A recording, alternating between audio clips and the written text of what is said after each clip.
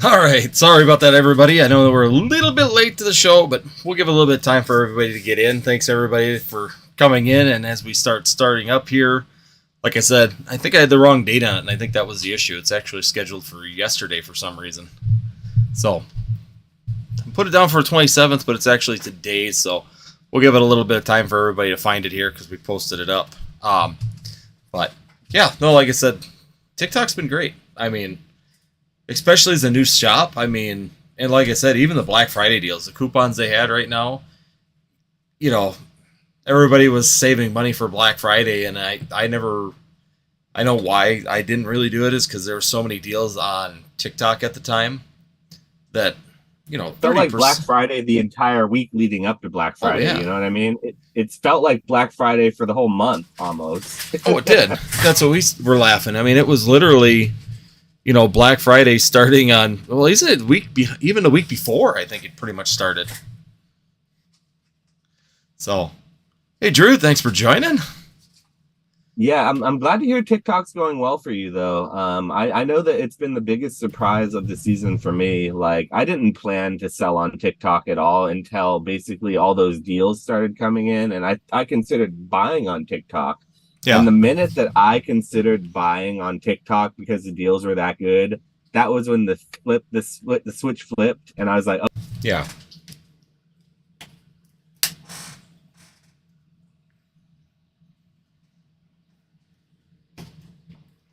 5% fees, which is the lowest fees you could ever ask for on any platform right now, and in some cases lower than 5%. All these crazy discounts that they're offering for their customers, subsidizing through their sellers. So the sellers are getting full what they're asking, but they're offering these discounts for the buyers. It's a win-win. Free shipping. I mean, It's just crazy.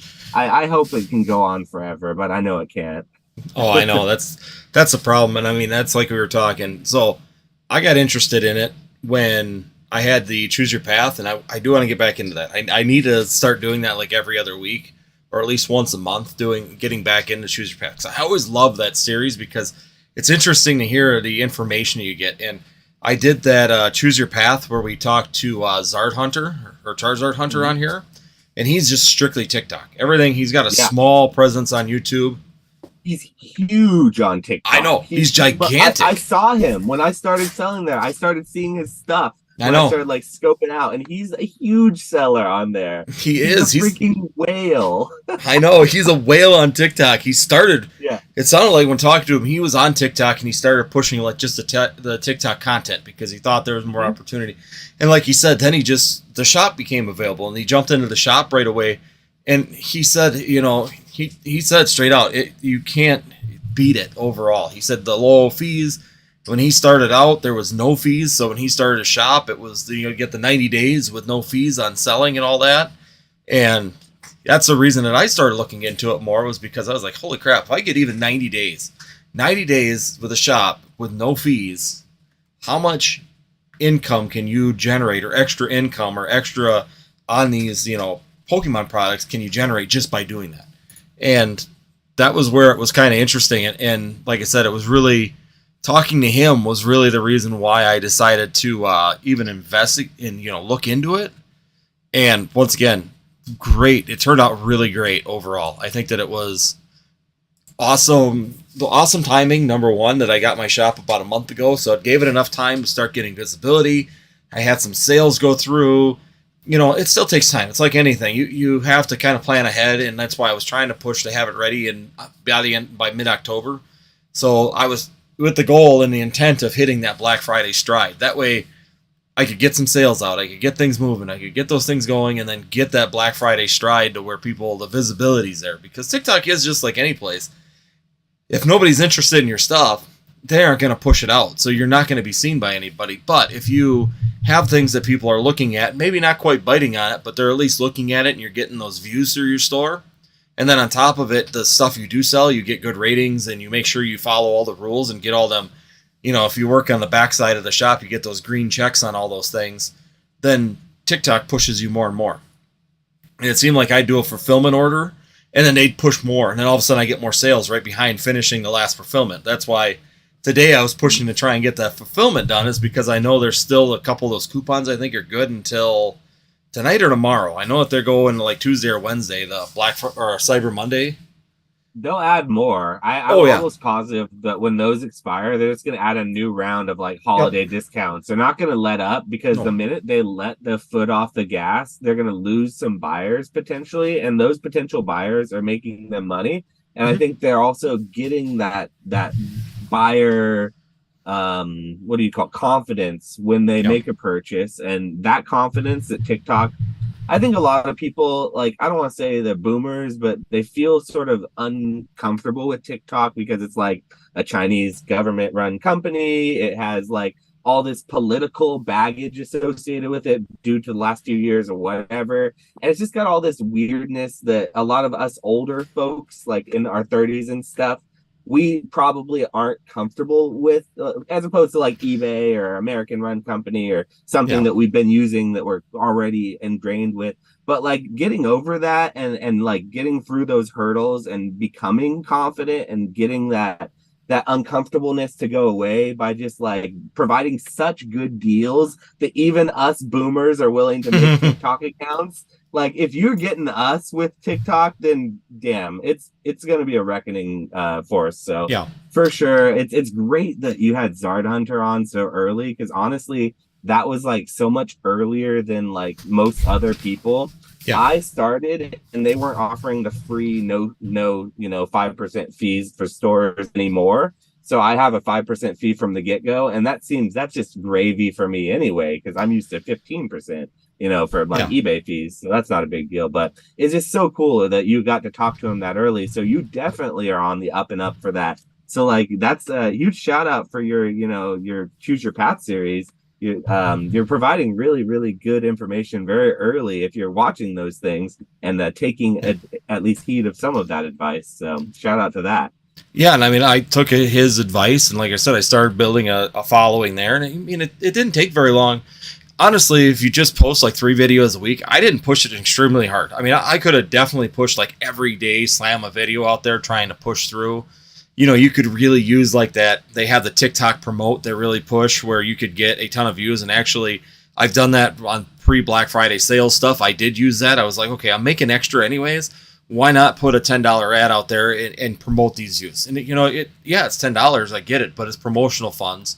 And then you sit there and look at what it brought in. Well, I went from 1,100 subscribers, and then you jump this many more, and then you get all these views, and you get these likes, which pushes the channel, which gets people to the store, and it's this big cascading deal at the end of the day. So, like I said, it's just that constant, push and movement. And like I said, Zard Hunter did a fantastic job on that, of bringing that to us, telling us his experience, telling us where he's been successful at it, and then on top of it, I followed some of that advice and actually used it, and it's worked out fantastic overall. What are you selling on TikTok the most of right now? Is there one thing that's just blown out the cart for you, or are you selling a little bit of everything? Booster boxes. So right Just now, like different Sword and Shield booster boxes? Sword and Shield booster boxes, I think people are really taking the opportunity to push those through, because like I said, you list them at 150, even with taxes and stuff, they're getting it for like 117 right now. With the 30% off, the free shipping, they're paying sales tax on that, and that's it. So I'm seeing a lot of those go for like that 110 to 115, range. And so booster boxes right now, Sword and Shield booster boxes, I had some Evolving Skies ETBs, and them at $80, they were gone in like a day. They didn't. That was actually I intentionally all put. These guys, that does not last. And No. Same thing with 151. 151 right now, I sell it as quick as I list it, basically. So I've since raised my prices. I am by no means the lowest price at all, and it's still selling. It's crazy. Oh yeah. So yeah, it's a good deal. I don't know what's going on with TikTok or how long it can happen, but anyone who's not taking advantage of those deals right now, I highly recommend you do. And if you're a seller, you're looking to take advantage of very low fees and great like exposure. And it does take a long time before being paid out. So be prepared for long payouts and like jumping through the hoops and doing all of the correct things and still taking a long time. But if you're a seller and you're looking for a good platform to start out on that's really hot right now, don't drag your feet. I highly recommend it. It's worth looking into it. I mean, and that's me telling you who would be potential competition to get involved. So I highly recommend you try it out from the bottom of my heart. That's been the biggest thing I think for me when with my podcast, just in general, with my content in general, is like a lot of people look to like do different things with their content. And I found that the most important thing to me for my content is if I can get one person to make a seller account on any platform anywhere and sell one single thing. And if they weren't going to sell that thing, but because I sit there and I told them it's easy, it's worth doing, it'll work out in the long run, and convince them to just do it, I will consider myself at least somewhat successful, because I think that's my biggest accomplishment and goal in content creating, is just trying to get people to sell some of their collectibles once in a while. And I don't mean sell all of them. I just mean like learn how to approach the collectibles hobby, not like a hoarder, more like a collector, and you buy and sell things. That includes selling sometimes. So yeah, and that's absolutely it. Some people in the chat there, some legends. So appreciate all you guys.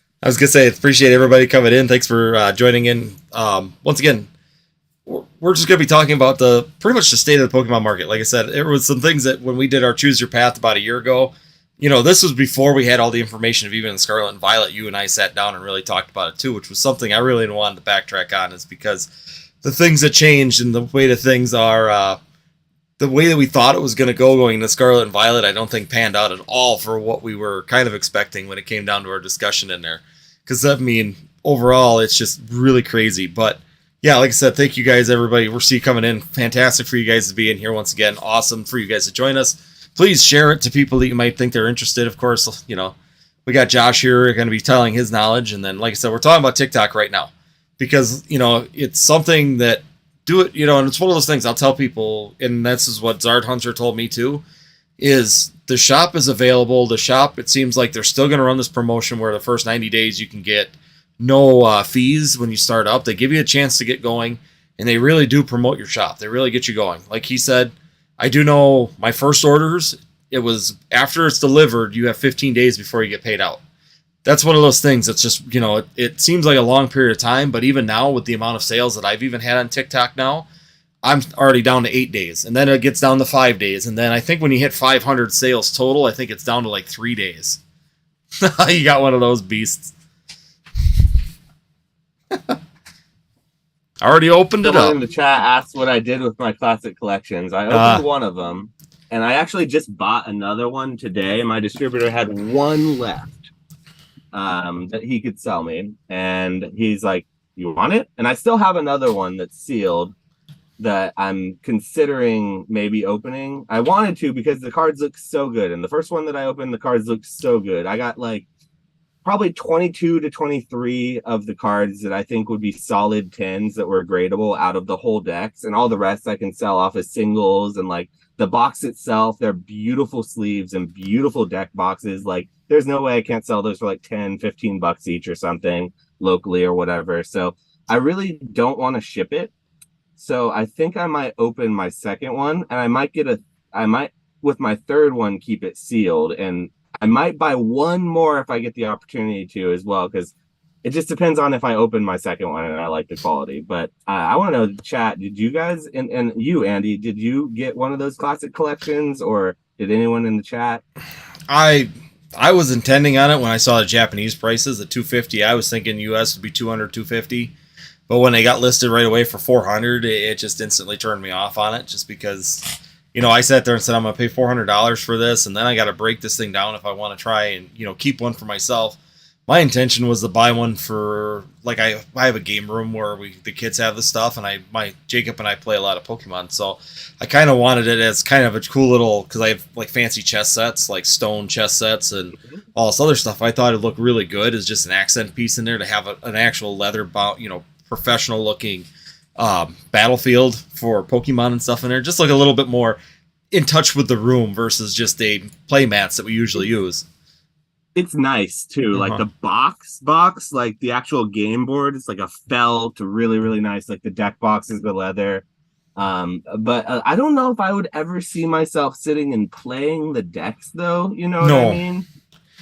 It's just like, it's a combination of like old and new, which I don't know. They probably play tested it. I'm sure it works out fine, but it feels like it would be weird and it just doesn't give me the want to play the decks when I open it. But I will say I got a solid hour and a half of enjoyment. Literally, I've never spent that much time on a product and had that much enjoyment opening a product, because like the way I interacted with that product was like I just ditched everything but the three little decks of the Pokemon. Of course, I looked at this stuff and it was cool. Like, okay, here's the game board, check it out. Here's the roly thing for the damage. Okay, whatever, it's cool. Throw it all aside, toss it over my shoulder. And then I had the three decks left. And then I literally sat down and like with a X-Acto knife, opened them up. And like, I was so careful with these things. And I put them all in sleeves, every single card, examined every single card, like to see, set aside the ones I thought would 10, the ones I didn't think, I just put to the side. I got an hour and a half of straight up. And to me, it was enjoyment. Like to other people, it sounds like not fun at all. That's not how you want to interact with it at all. But it was just like, I don't know. It was a lot of fun for the time that I got and the amount of money I spent on it, because I had to spend about $300 on it for my distributor. A little under. It's like 290, 280 or something. 290, I think. But they're about $300 from distributors, so you probably won't see them go much lower than that, because that's what we have to buy them for, and we don't have to buy them. They're so limited. It's like they're like, hey, do you want this? They're not like pushing it on the people. So, so like I really enjoyed it, and that was from me legitimately, and I didn't expect to enjoy it like that. I was just approaching it kind of like a business. Like, okay, I'm going to break this thing down. I want to see if I can get gradables. I'm going to sell them, flip them. I think I can get more than just selling it and get the extra $100 if I sold it for $400. You know, I bought it for $300, sold it for $400. That's $100, sure. I think I could do better breaking it down and selling it individually. And so that was my idea. And I was surprised. I was genuinely surprised. My fiance, she was like, what are you doing in there? And like, I was like, I'm grading. I'm like looking to pre-grade. And so now I have this big old stack, you know, of stuff that I'm really excited. I'm very excited to send like some of the stuff that I thought was really nice looking, gradable, like some of the good big cards. And I get where I think it would be too expensive for a lot of people. And I don't think that anyone should buy it if you're not comfortable with the price point or anything like that. But even if you're not going to be a crazy flipper dipper, if you like to grade cards and you just like that classic old school nostalgia, there's a lot of that to be had in that box. And I legitimately thought it was a nice experience for me. So that was my experience for sure. Yeah, and like I said, you know, I was looking at it as the aspect of that I was looking for the board to play, and I actually was able to buy the board, actually the gutted version of it, just the board and the outside shell with the parts. I just purchased on eBay for like $100. So, I mean, someone gutted all the cards out of it, which is fine by me. I mean, overall, like I said, there was the option, like you said, I don't have distributor pricing, so I'm going to be buying, I think the lowest I could find was $360. So I'm going to be $360, which is almost $100 more than you're invested into it. And then I was looking at it going, okay, now I got to pay the graded costs of all these cards to get them graded. And then I got to hope that they come back in a decent amount of time, and not everybody gets them at the same time. And then you play this race to the bottom when they hit the grading market. You know, some people are going to expedite, you know, do these things. Some places have, you know, a little bit more preference with PSA due to the volume of grading that they do. So they're going to get out to the market first. And, you know, that's what I said. It just, to me, it was too expensive. You know, I was looking for that 200, because typically Japanese usually hits about $250, and we're usually around that 200 to 250. We usually stay pretty comparable, if not a little bit less sometimes. But with it going up to $400, it was just, you know, you weigh it out, and it's like you can put your money in so many places. The price point was lower in the beginning. It was like $250 was their MSRP kind of, or the $225, $250, I think, US dollars. Yeah. Whereas the English one was already $400 out the gate. It didn't really raise or lower. No. It just stayed kind of, it stayed right around where it was. A little lower. Actually, I see it for like you said, 360 places. But 360 was the lowest I saw, and I actually seen them on a couple Discord sites and some Twitter sites that were, you know, we're selling these at 360 under cost just to do that. But, you know, like I said, it's just, I don't think the race to the bottom is going to happen on that so much, because I feel like there's a heavy amount of negativity towards it just right out the gate because of the price point, and also because of what the ultra premium collections have been doing over the last couple of waves, from like Mew UPCs, the Charizard UPCs, and just in general the sentiment over that type of item that doesn't have any packs in it. You don't know how many people I have heard when talking about that item, They're like, wait, it's $400 and there's no packs in it? As if, hold on, and take this, follow that logic a little farther. And those people, I want to say, who are about if there's packs inside of it, I want you to tell me if there were Scarlet and Violet base set booster packs inside that classic collection with it. Would that make you want it more? Because it honestly wouldn't make anyone want it more for me. So I don't think it has anything to do with it not having packs in it or anything. No. It's just like, it's an expensive product. And because of that expensive product out the gate, I think it's going to cause a barrier to entry for a lot of folks. And they just said, you know what? I'm not going to get it. They're holding off. There's not enough crazy people out there like me who are like buying them. Like, I think I'm just going to open it. Because like, you're telling me you don't think I can sell this Charizard raw for $100 right now? I think you could right now. Yeah. And I question. A month from now, I think you'll start seeing the price fall. More than that now, but that's taking grading out of the equation. No, I know. You get this. You get 2 Squirtles. You get 2 Warturtles, and like they're already $20, $25 each. You know, and so you get the Blastoise of each. I mean, it's just, it's just one of those things that in my head, not opening it up is foolish. So I want to sell it sealed, but at the same time, I just shouldn't, because shipping is so expensive. It's so big and bulky and heavy, and I'm actually trying to look up right now. I'm just kind of curious to know where that Charizard stands right now. Because like I said, the biggest problem is that more and more people are going to open those. More and more people are going to say, like you did, am I really going to play these decks, or is it more valuable to sell these singles? And then what's going to happen is eventually you're going to see, and granted, in 2 years, 3 years, maybe they'll go back up in price, because once again, that market stabilizes. There'll be less coming out to market. But, just like anything, when it first comes out, prices are the highest, and then you get that rundown for however long it takes. Like I said, the other problem that I have is that, like you said, there's a lot of negativity around that in general. Because number one thing that I would say is that when it comes down to it, it's a Charizard, another reprint, another a little bit different holo, but it's really just another base set reprint going into Pretty it. Cool looking. It is. I've seen them. They look fantastic. Don't get me wrong. But once again, it's another base set reprint. We just had one in Celebrations. We just had, we've had so many of them recently that overall, I don't know how long it's going to maintain its value. I mean, everything when it's new always maintains value. I mean, that's just it. I love those I like more than I do the other. Yeah. Cards that weren't holo before. The starters are better. Yeah, the Squirtle, the Warturtle, the Charmeleon, because they never get these types of holos. We've seen a Charizard holo 1,000 times. But like this type of thing on Squirtles, those are what I like the most. For me, I agree with you on that. Yeah, exactly. I mean, that's, and even Cheval said it though. Gorgeous. Yeah, I expressed the Charmanders. They're already gone. These are in my bulk pile. This is probably going to 9. I think it might have a chance at a 10, but I think it'll 9. There's like the smallest amount of like white. It's not like whitening, but in Scarlet and Violet, how it's almost like the knife left a little tiny bit of residue on some of the corners of like the hits. That's what this Charizard has on one of the corners. So I'm still going to send it, but I'm hesitant to send it at like Express. But I sent my other ones that I thought would get 10s at like the higher tier already. Like the Charmanders are gone. Like it's pretty beautiful. Like I mean, I get why people don't like it. Also because it's like the same old thing, and it's like. But as like a boomer who has my WotC binders above me, and like I love my WotC and I love my reprints, even the Celebrations. It's definitely made for someone like me, I think. Yeah, and that's just it. I mean, it just came down to me personally. I've got other things that I'm working on, and I was looking for it for fun personally, but I wasn't necessarily looking at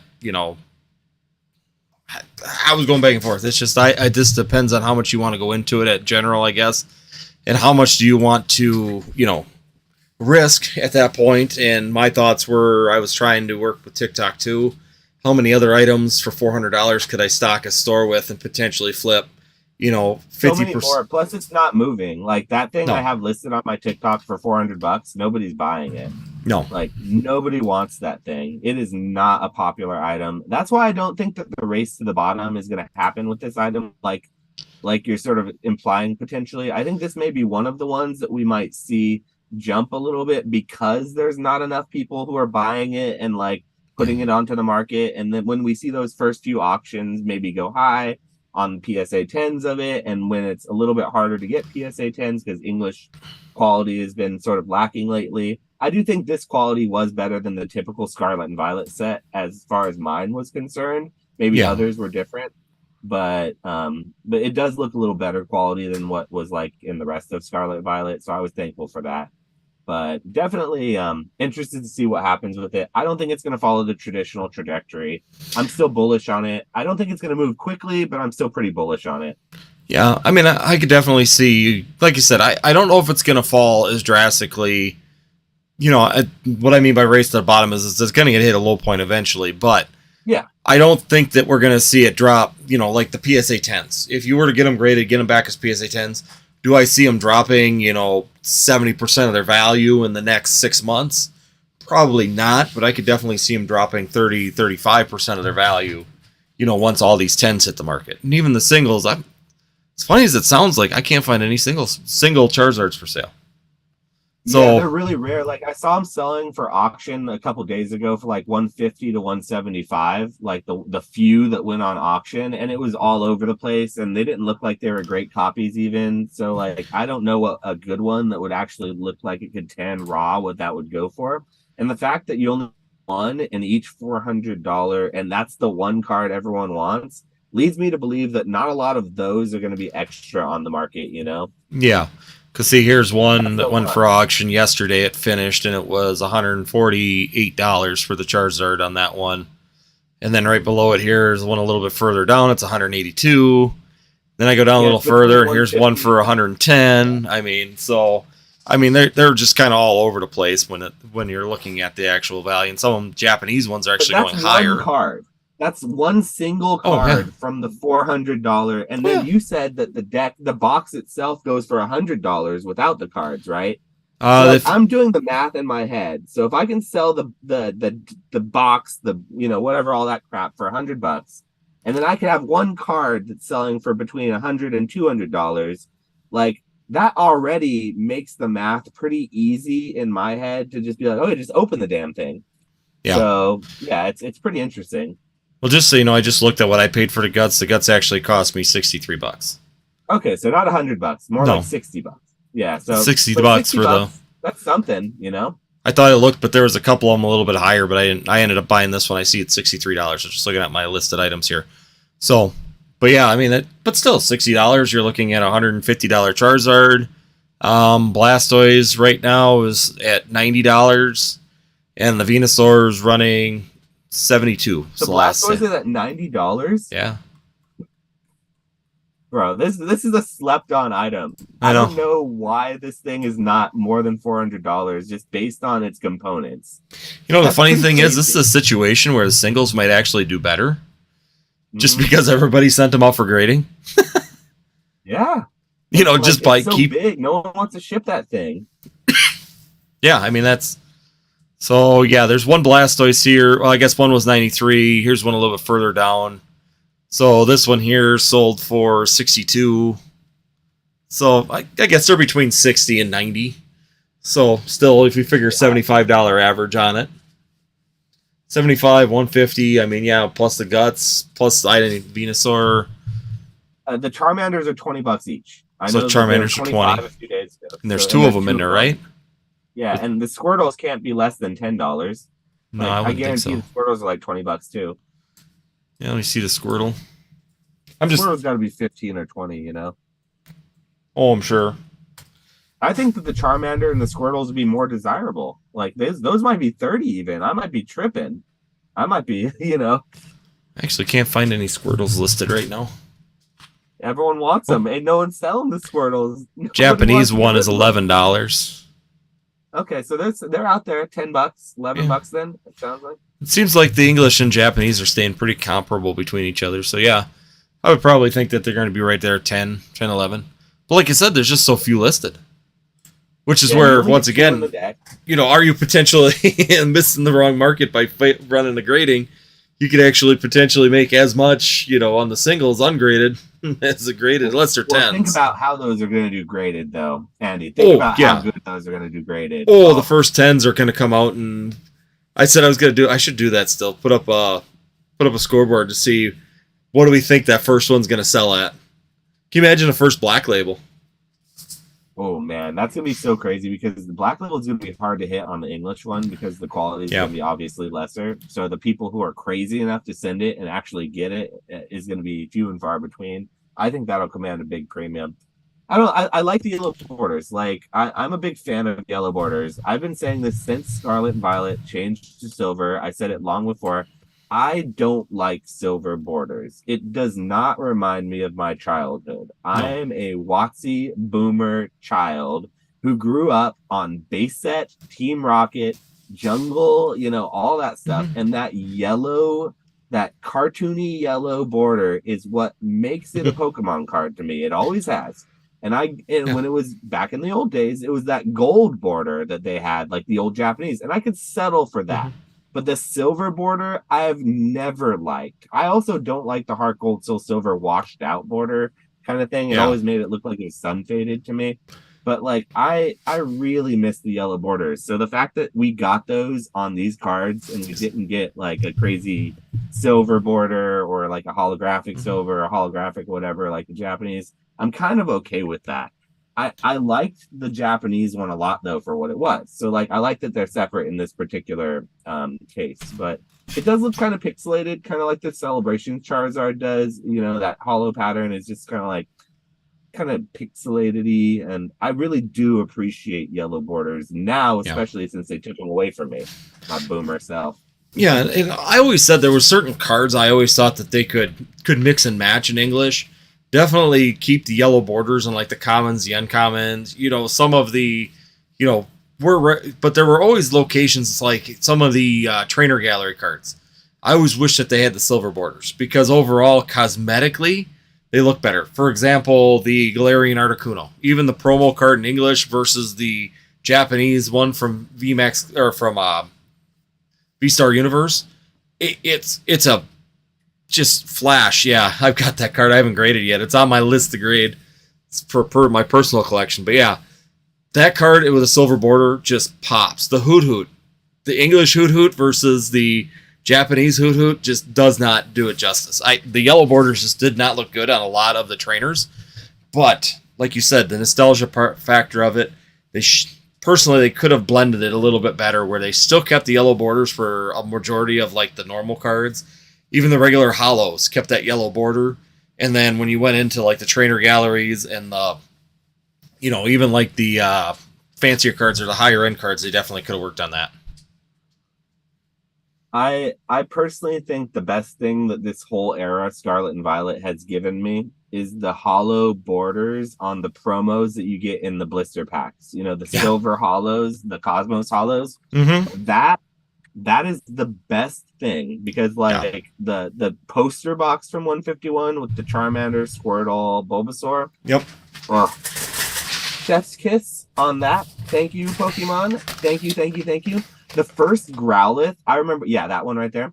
The first time I saw the Growlithe, you remember when they were leaking the Scarlet and Violet base set from Latin America, and the first Growlithe came out that had the hollow borders, but it was in Spanish. Yep. And I was so salty thinking that the Spanish-speaking countries were only going to get that border, and English wasn't going to.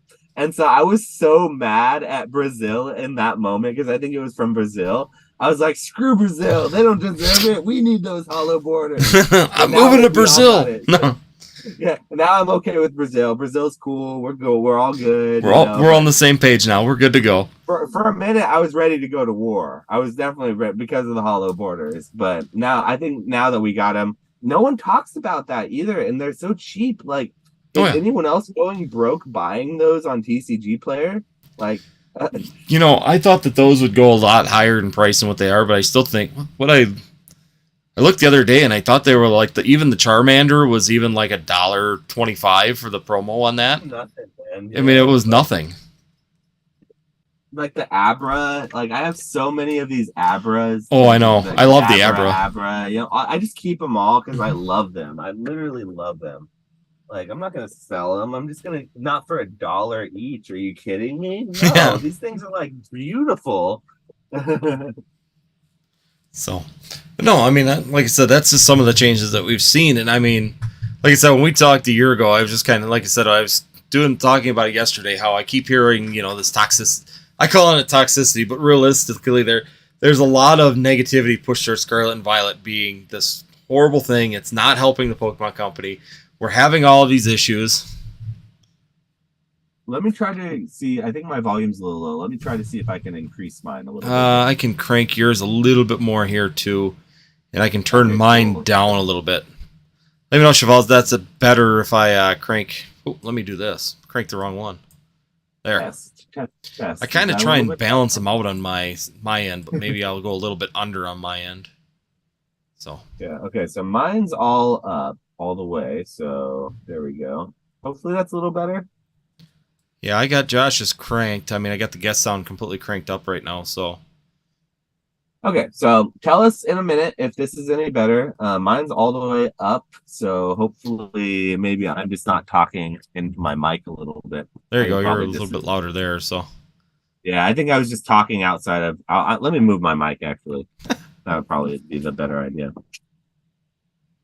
Because it's way over here. Because on my end, you don't sound too. I mean, you're quieter, but you're not like super quiet. Yeah, I think that's what we got to do. Is I also turn mine down so they can turn their volume up. Okay, cool. Well, there we go. I moved my mic closer, so that should probably help. My mic I keep in like the corner of my room. It's not in a very optimal mic spot. I don't have one of those fancy like podcasting mics. I really want to get one just because I feel like that's where the professional podcast. Yeah, boom mic, like something like that. Because the professional, like the more, I don't know, it just seems like the really cool people have those. And I have like one of these weird blue snowball mics. And it's good for like picking up the whole room. And if I have multiple people, like I used to do a Dungeons and Dragons live stream game with a lot of my friends online. And a few people wouldn't be able to make it sometimes. And so we would use that and kind of like record everything. And they would be able to play remotely while we were kind of doing campaigns. So, the thing about D&D, sometimes like you miss campaigns because one person can't be there. The reason that we were able to do like a 3-year long campaign and actually finish it, I've only finished one campaign from like level 3 to level 16. That was where we finished off. And I finished it with the same people because of that remote play capability. So like I still have that thing, but I need to upgrade my mic. I mean, mine's just a Blue Yeti, but I bought the mic just because I like having the mic off of the desk. Because what I always do is my hands start swinging, and even now I'll do it where I'll hit the boom, but like my hands get talking. I used to always knock the mic over or something because it was sitting there. But yeah, no, this is where at least that way I can keep it down below where if I'm opening cards or something too, it's below, above my hand movement, so I can move around and actually do stuff. So, but yeah, mine's just the Blue Yeti. I mean, it's nothing too fancy. It's only $199 mic. Like the Blue Yeti is what everyone recommends. That's honestly what I would probably get, the Yeti, the Blue Yeti or whatever. So, yeah, and this one to me has been really, really good because I had cheaper mics and. One thing that I don't like about the Blue Yeti, and it's strictly a software thing, is every time that they update the software, I'll record a video, and I realize that they reset everything to default. So I'll record a whole video, go to edit it like 3 or 4 days later, and realize that the whole video is like me sounding like I'm in the back of a hallway. Because all the default settings and the gates or all went back to normal versus the clarity that I have. That is one thing I will say. I love the simplicity of my Blue Snowball mic. Literally, it's a plug and play with my USB. I could bring it on like a trip with me and plug it into a laptop, and it's useful for other things. I've done multiple podcasts with it while I was on trips, and it's just very useful to have. So I'll never give that thing up. Don't get me wrong. That thing has got me through like dungeons and frigid wastelands in the north. I've killed liches over, with that thing. Dragons have been slain. Things have happened with that. We've had a history, so But yeah, I want to just respond to the chat a little bit and No. also ask you, Andy, because I'm curious. But someone in the chat, our good friend Chavals, Yes. asks if I ever interact with Japanese, and I do interact with Japanese. The only time that I really interacted with Japanese though was during the pandemic, and it was because English was so hard to get, and I couldn't get English at all that I started buying the things that I loved in Japanese instead, because it was like $40 a box when this box in English was like 200 or 300 at the time. So I was definitely more into the Japanese cheaper sets, and I always liked them. The reason I don't like Japanese now was when that turning point happened, when they stopped being cheaper and they stopped being $40 boxes and they started being $100 boxes, 80, 90, $100. And the same thing, nothing changed. And that's when I stopped seeing the value of Japanese. And that's also when the inflation of all that PSA 10 and like PSA grading and all the boom of the Japanese market kind of started happening. So, I mean, to answer Cheval's question, like I've always loved, like I've not loved. Let me take that. Let me walk it back a little. I've never loved Japanese stuff. I've always been a preference to English, but I've always dealt with Japanese where it was appropriate. I just lately I don't feel it's very appropriate for me to be in Japanese. What's your take on the whole Japanese thing? I feel like you're more of an English collector, but I want to hear what you have to say. I'm mainly English. I mean, I do dabble into Japanese here and there. You know, a lot of times the high class sets I do quite a bit with, just because I do enjoy them. And number two, they're also some of the higher valued cards inside of there too. The collectibles are a lot better inside of the high class sets, kind of like V Star Universe and VMAX Climax. You know, what was the one before Shining Fates? Why am I drawing? I draw a blank on that one every time. But the one that ended up being Shining Fates. V Star Universe or No. Shiny Star V. Shiny Star V. That's what it was. I knew it was The Shiny dumbest something. name ever. Huh? The dumbest name for a set, in Oh, my it was. opinion. I think it's so forgettable. Yeah. I mean, when I was opening, so when I first started my channel, we were doing openings, and I was doing only talk once a week, and then we were doing openings 2 days a week, or 3 days a week with my son. Then we were doing Japanese at that point too, just because it was, like you said, it was cheaper, it was more fun. You got this better artwork. You know, once again, you get down to this discussion with cleanliness and overall, you know, how it looks in the actual. Yeah, This is the era of Japanese that I was buying a lot of. This is my favorite era of Japanese and my favorite era of Pokemon in general. Mm-hmm. And even the early sets in our Sword and Shield we were going through, you know, Volt Tackle. So this card here, I graded myself. This one's from Volt Tackle, that Pikachu VMAX back in. This one is actually, I kind of laugh about that one. That was one of the ones that I got put in that got stuck for like a year and a half, and PSA is conundrum of craziness. But yeah, I mean, I enjoy it. I've always liked Japanese. The problem is sourcing it is always for me really difficult. That's nice. I keep getting them from my distributor. My distributor has been a saint with those things. So I was just responding to the chat there. Sorry. No, that's fine. I saw that comment on there. So, but yeah, like it's. So that was one question I have too. But let me finish with Japanese thought, because I actually have a question for you on 51. When it comes down to it, though, Japanese to me is always a sourcing issue, especially being in northern Wisconsin, because there are no direct sources here for Japanese. It's not like, you know, a lot of people I know that do Japanese are on the West Coast, typically, like that California area, because there's a big distributor over there for Japanese cards, for Japanese product in California. So once again, a lot of it kind of is on that West Coast side. So I've never had a really good source until recently. I actually met someone on the channel, my channel, that's living in Japan right now. So he'll go to Pokemon Center and raid, you know, for me if I ask him, and I just pay him for the shipping and that. Just he likes sending them to me, but I don't. Those cards I don't open on the air. I don't sell them because I'm buying them from him at cost. So it's just one of those, you know, I'm not gonna sit there and use, huh? Yeah, it's just fun. Yeah. It's just fun. So we open them up. That's how I actually got V Star Universe. I got, you know, some of the other sets from him that he was sending at the time. So yeah, but overall, I like Japanese. I think the quality's better. I think the printing in general is better. The clarity of the artwork is better. But the sourcing is my biggest holdup on it. And if I could find a better source that was close by, that I could find for a reliable source, I would probably do more with it just because I do enjoy it. But it's just not feasible currently where I'm at for the sourcing part of it. Yeah, I really like the exclusive artwork that Japanese sets Mm-hmm. get, but not because they're Japanese, only because we don't get them. I really don't like the look of the backs of the Japanese cards very No. much. It doesn't do much for me. I don't like the card stock it's on either. That really thin, kind of like more curved, really shiny, glossy card stock.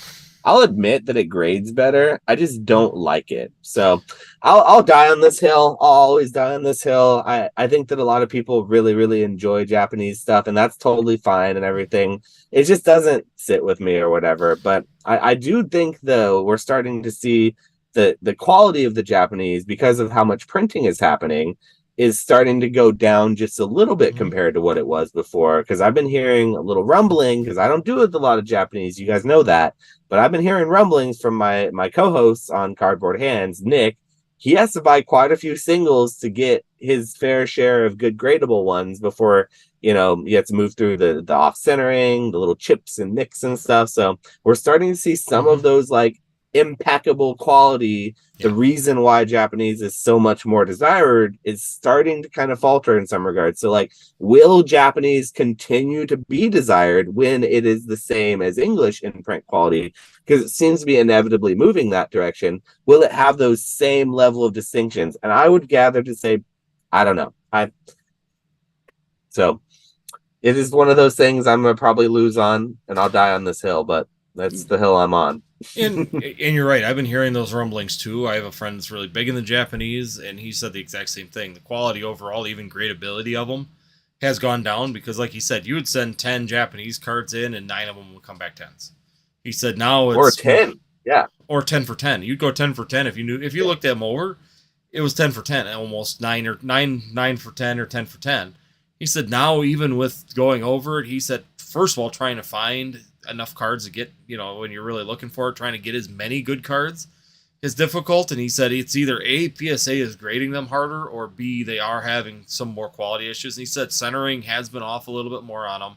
They've been coming in with more marks, like their stuff is wearing. But he said, the other big factor is that people aren't really taking into consideration. He said a lot of times is that now they've opened up that Chinese market, and they've opened up that Korean market again, and all those cards come from the Japan printing facility. So now they're running into, like you just said, they're running into the same problem as English, because English doesn't just print English. It prints Spanish, it prints French, it prints German.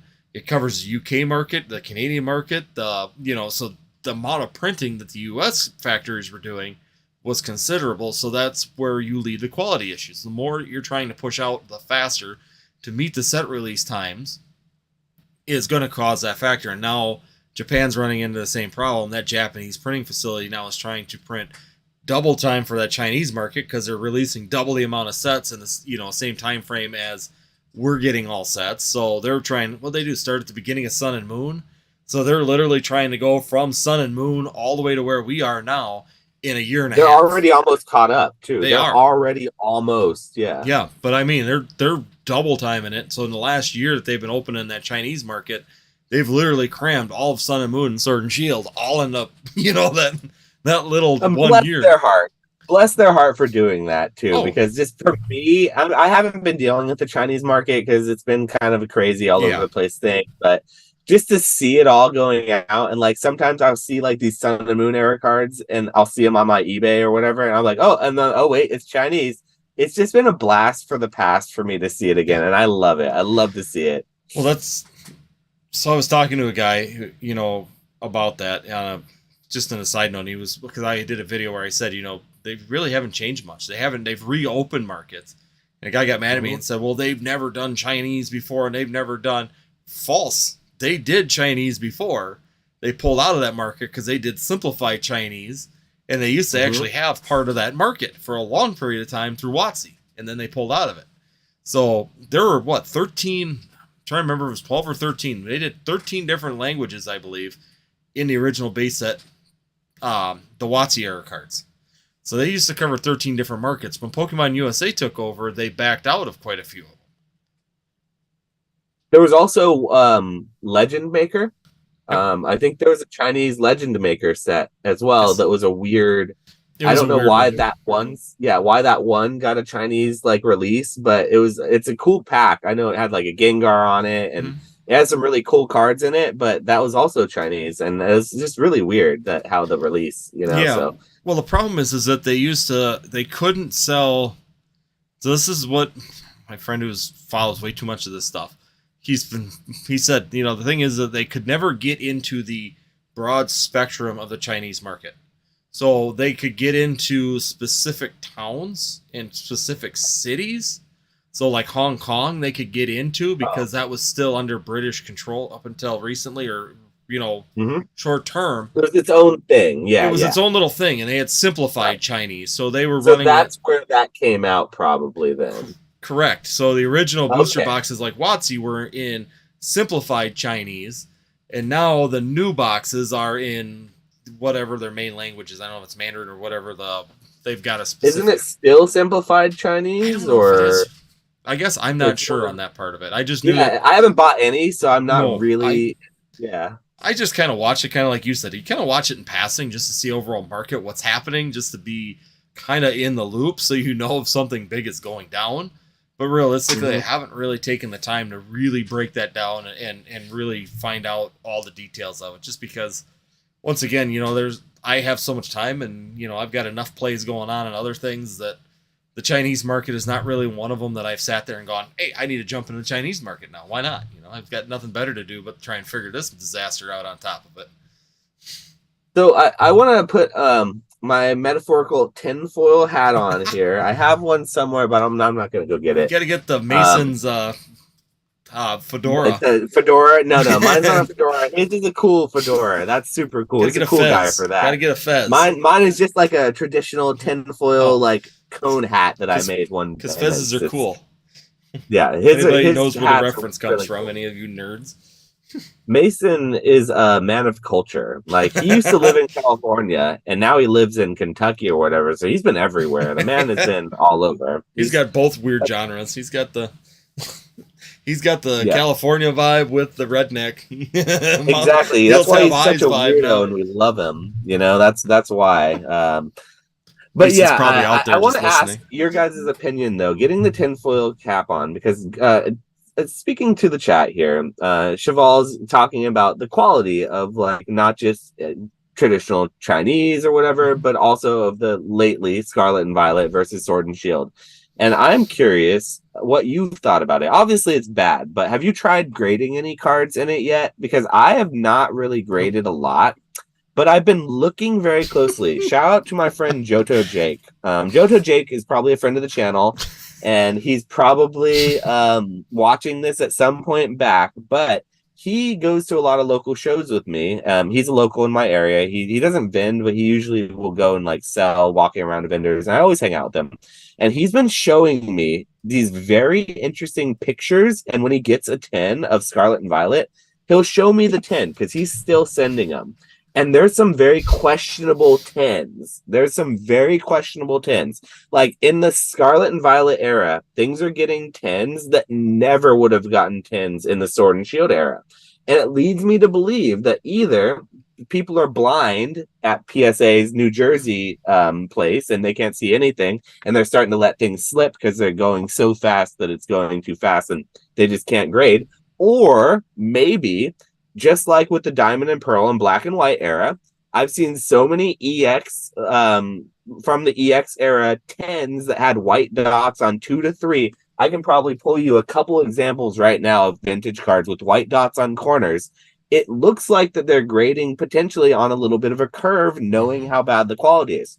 So I'm questioning if I'm shooting myself in the foot by grading too harshly and not sending cards that would otherwise 10 because I'm being too harsh. So that's why I'm sending this Charizard that I thought would 9. I'm still sending it because it's so close to a 10 that maybe in this era they might give it a 10. So I'm wondering if anyone else is seeing that same thing. But shout out to Johto Jake because he actually brought it to my attention. I thought it was just a crazy conspiracy theory, but every show he'll be showing me new ones. He has a new card that he graded. He's like, hey, check out this.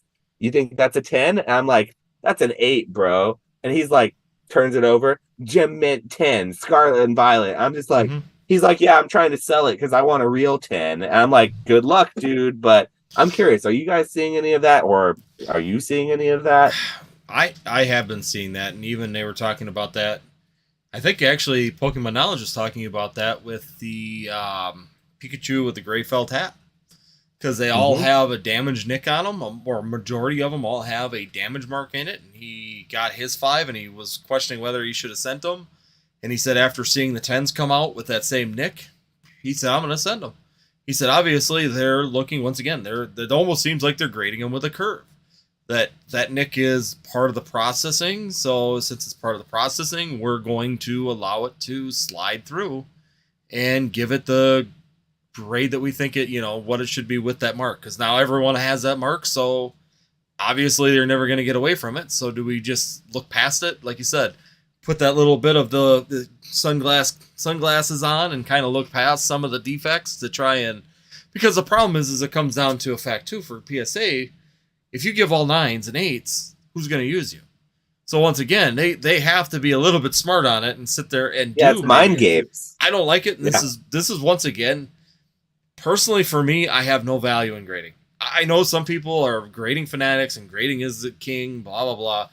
Overall, for everything, for sales wise, for turning product through, absolutely, grading is a fantastic way for me to take pulls that I get from wherever, grade them and sell them and make some income. But for me personally, I have a very hard time. Midkip? There's no way that I could sell this 10-cent card for $65 if it wasn't graded in a 10. Yep. So that's the only reason I grade it, so I can sell 10-cent cards for like $50, $65. Correct. Shout out to my eBay. I sold one of those yesterday. But that's the point is you can turn really low value cards for $17 like that. You send it in, you're taking a risk. You do live, so what could happen? You make some mystery packs. Now you got a Midkip 9 for your mystery slabs or your pull box or whatever you want to do. It gives you those avenues. But once again, that's where I have a really hard time with grading in general. And I've said that several times. Is personally, I don't put a lot of value into graded cards. I keep them because they're good for display behind me, that kind of stuff. Yeah. But in general and that's why, some people are like, I got one that's a 4. It's displayed, it's a 4. Well, I have one graded card that I probably wouldn't sell that's not a 1. Because my 1s, I have a collection of PSA 1s, but they kind of come and go. Like, I'm always changing my PSA 1 collection, but I always have some. There's one card that I just never would sell because it's such a unique card, and it's a graded card, but it's the only one. You'll like this.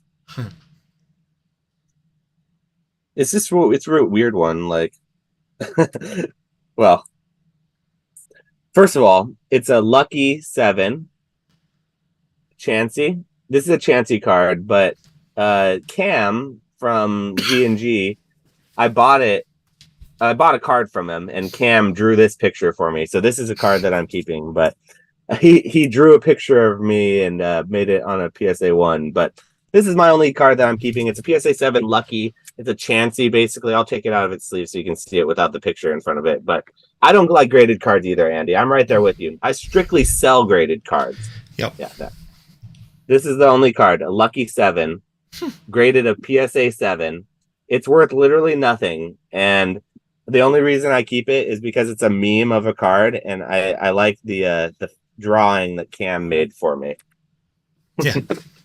No, and that's just it, and that's the reasoning why. What really sucks is I understand that in a way, PSA, CGC, it's a business. At the end of the day, for them, it's a business. If you're not going to jump up and give 10s at some point in them,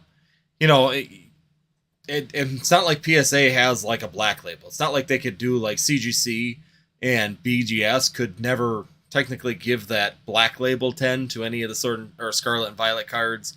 CGC could not give that perfect card, that perfect 10. They could not do that and still give 10s out, which makes the majority of the people happy. PSA is at a real disadvantage because they don't have that 2-tier, 10 system, which at the end of the day puts them at a disadvantage to most of them because they either have to start grading on a bell curve and put 10s out someplace, Or B, they put out all 9s and 8s, which is the respective grade of those actual cards and what they should be. But once again, who's going to grade with them if they're going to do that when they could send a CGC or potentially BGS, and they're going to look past that and give them the regular 10s? I would disagree to a certain extent. I would say that having less of those diluted 10, perfect 10, pristine 10, black label in your brand gives you more focus and more clarity, and it looks more professional.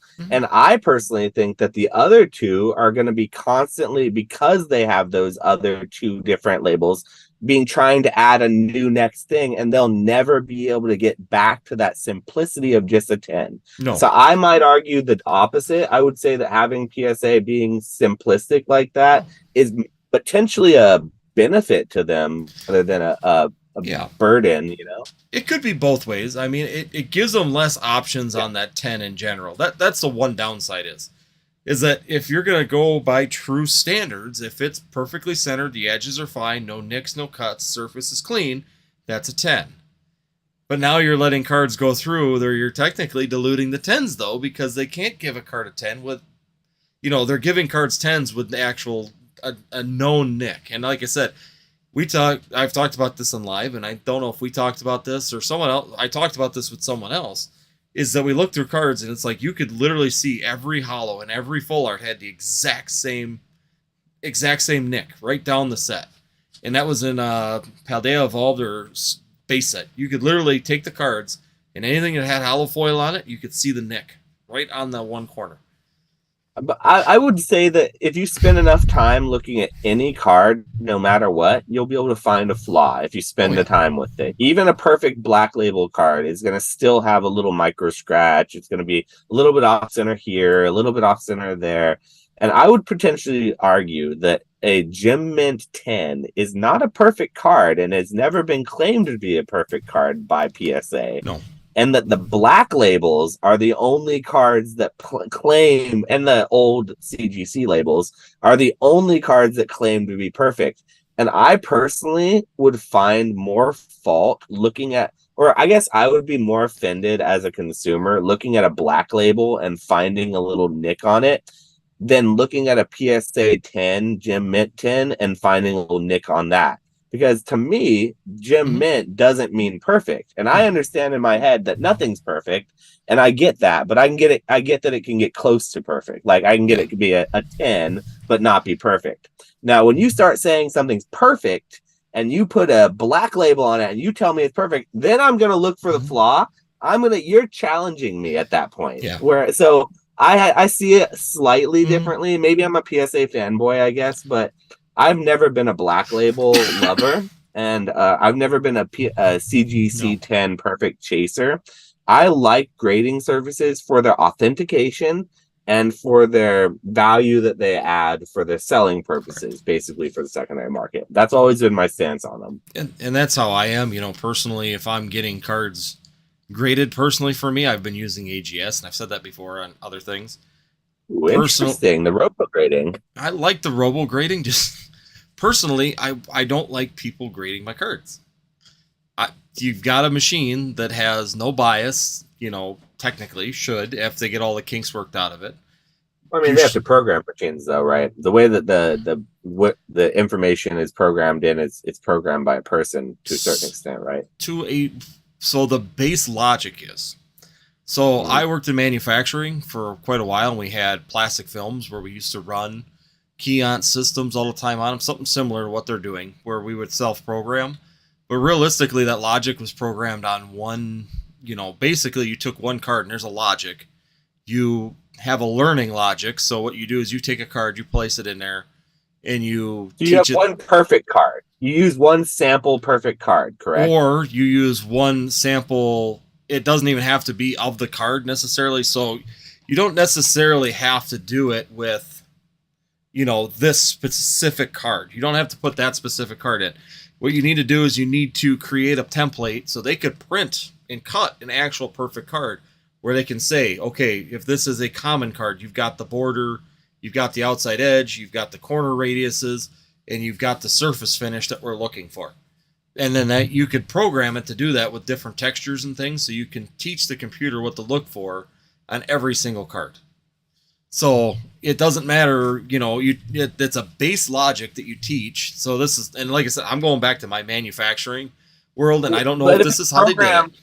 If it's programmed on on sort of a bad card, or if the card is miscentered, or if it's not cut well, or if the program is programmed miscorrectly to begin with, then it would cause problems all the way down the line, right? Or not technically, because you can set the parameters. So, like for example, when we used to do sheets, we used to just grab a film of plastic, put it on the machine, and it didn't matter the quality of the plastic because you weren't really looking at that. What you would do is you would pick the good areas out of it. So, for example, the outside, so centering. So we had things that had pockets, like punches in it. So we would check the outside to the centering of the pocket that was punched. So your algorithm was always taught that, okay, from here to here, so you pick the 2 dimensions, must be within this tolerance in order to give it this grade on the number scale. And it would change the grade. Same thing left and right, and you would actually set these up to do all that. So you have a lot of confidence in it, though, in the whole system based on what you know about it. Because that's where I have less confidence in AGS. No offense to AGS, but because I've met a lot of people who work for it and everything, and I just don't have confidence in the company. Like, it just doesn't seem like I don't know. It's the computers can be misprogrammed. They can be programmed to say whatever you want. And just because a computer is doing it doesn't, to me, give it like a faultless system or the ability to be perfect. Because I just don't believe perfect exists. So to say, so like I guess to me, I'm just curious because like I don't know how those work. You know a lot better than I do about how those scenes of those machinery and everything. But to me, in my head, I'm like, do I trust it more than a person? Probably not. And I probably would have backed. Part. At the end of the day, that's the hardest part that AGS has to get through, is just proving that this system is the same. Some people. Overall, for consistency, I'm waiting for the other test to get back. I sent one in. I had a bolt-on. Oh, nice. So you've actually used them a couple times now. So I've used them a few times now. So I got one card I intentionally sent back, and I did probably about 6 months ago, I did it where I showed it, where I was looking at consistency. And this wasn't like a 10 or a 9.5 or anything like this. This was actually like a 3.5. So my question was, if I broke that out and resent it again, how close would it come back to the 3.5? Because crap cards. I would guess it would be the same because it's from the program, the same program. So I would guess it would be the exact same. The program should be the same. So I've done it with lesser or other cards before, higher quality cards. So and they've come back like within decimal places of each other. So overall, the program. I believe that. I guess it's on the front end that I'm sort of questioning about it. It's like, I believe that it can consistently grade. I just doubt the parameters that were first input into it, because I feel like there can be human error involved there, and there's human error involved at any point in the system. What's the point of it being like robo grading if there's still human error at any point along the system? Calling it robo grading is a little bit misleading to me, because it's still like partial robo grading in some regards, but I could be wrong about that. Maybe it's like completely robotic, and it is. So I literally could just be completely wrong, and I will admit that too.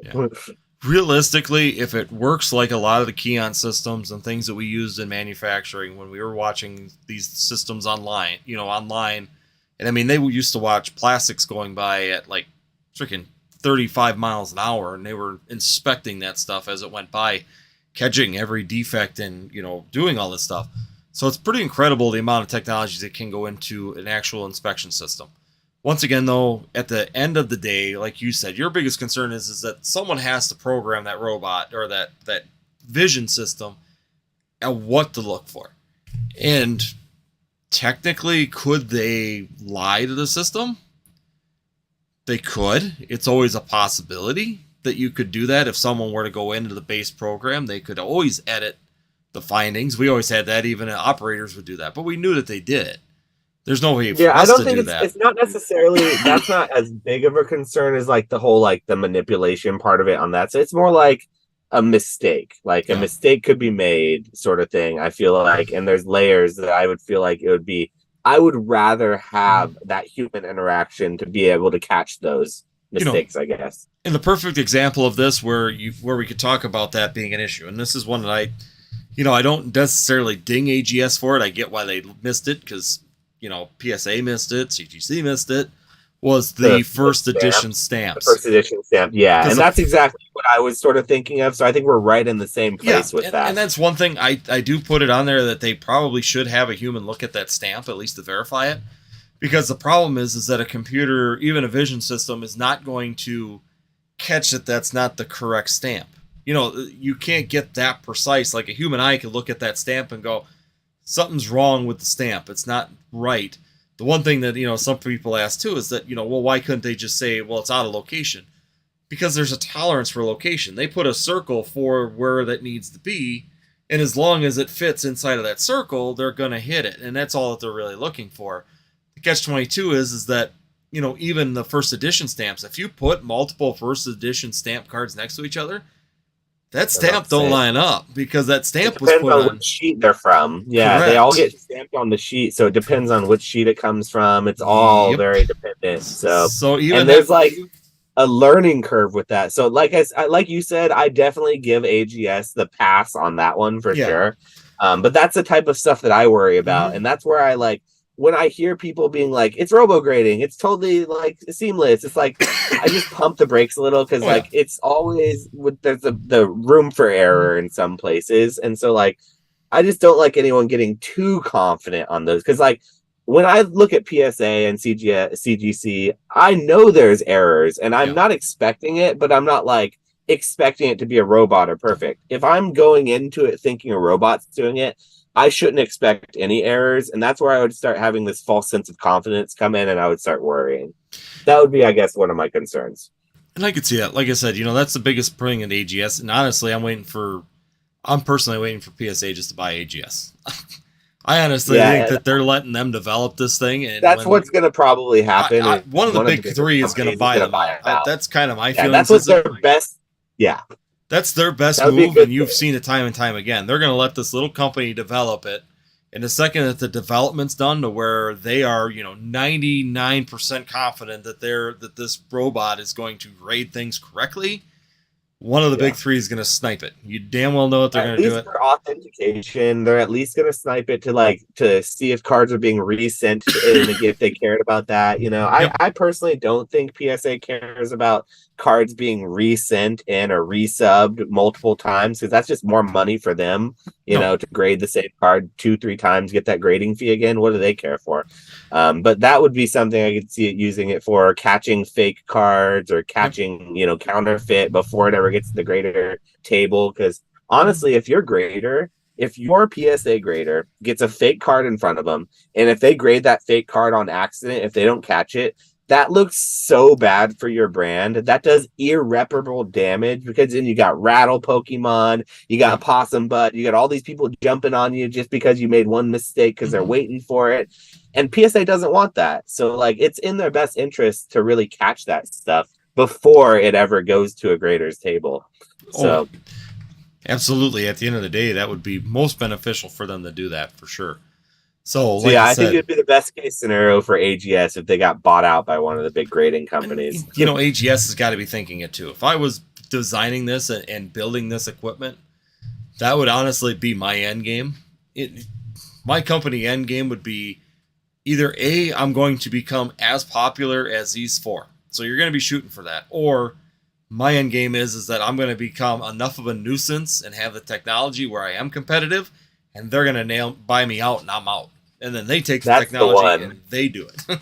That's the one you want to be. That's the one I want. Personally, my goal is that one of the big three buys me. BGS, CGC, or PSA finally sits there and goes, I think the technology's proven. People are starting to like them. They're being consistent. Everybody seems to be starting to move to them.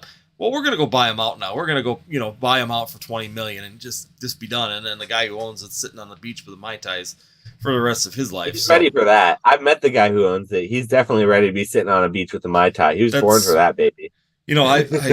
I've talked to him at a convention over in Missouri, and he was there, and that was just funny because Yeah, he doesn't seem like he enjoys what he does. Don't get me wrong. He's good at what he does. He understands.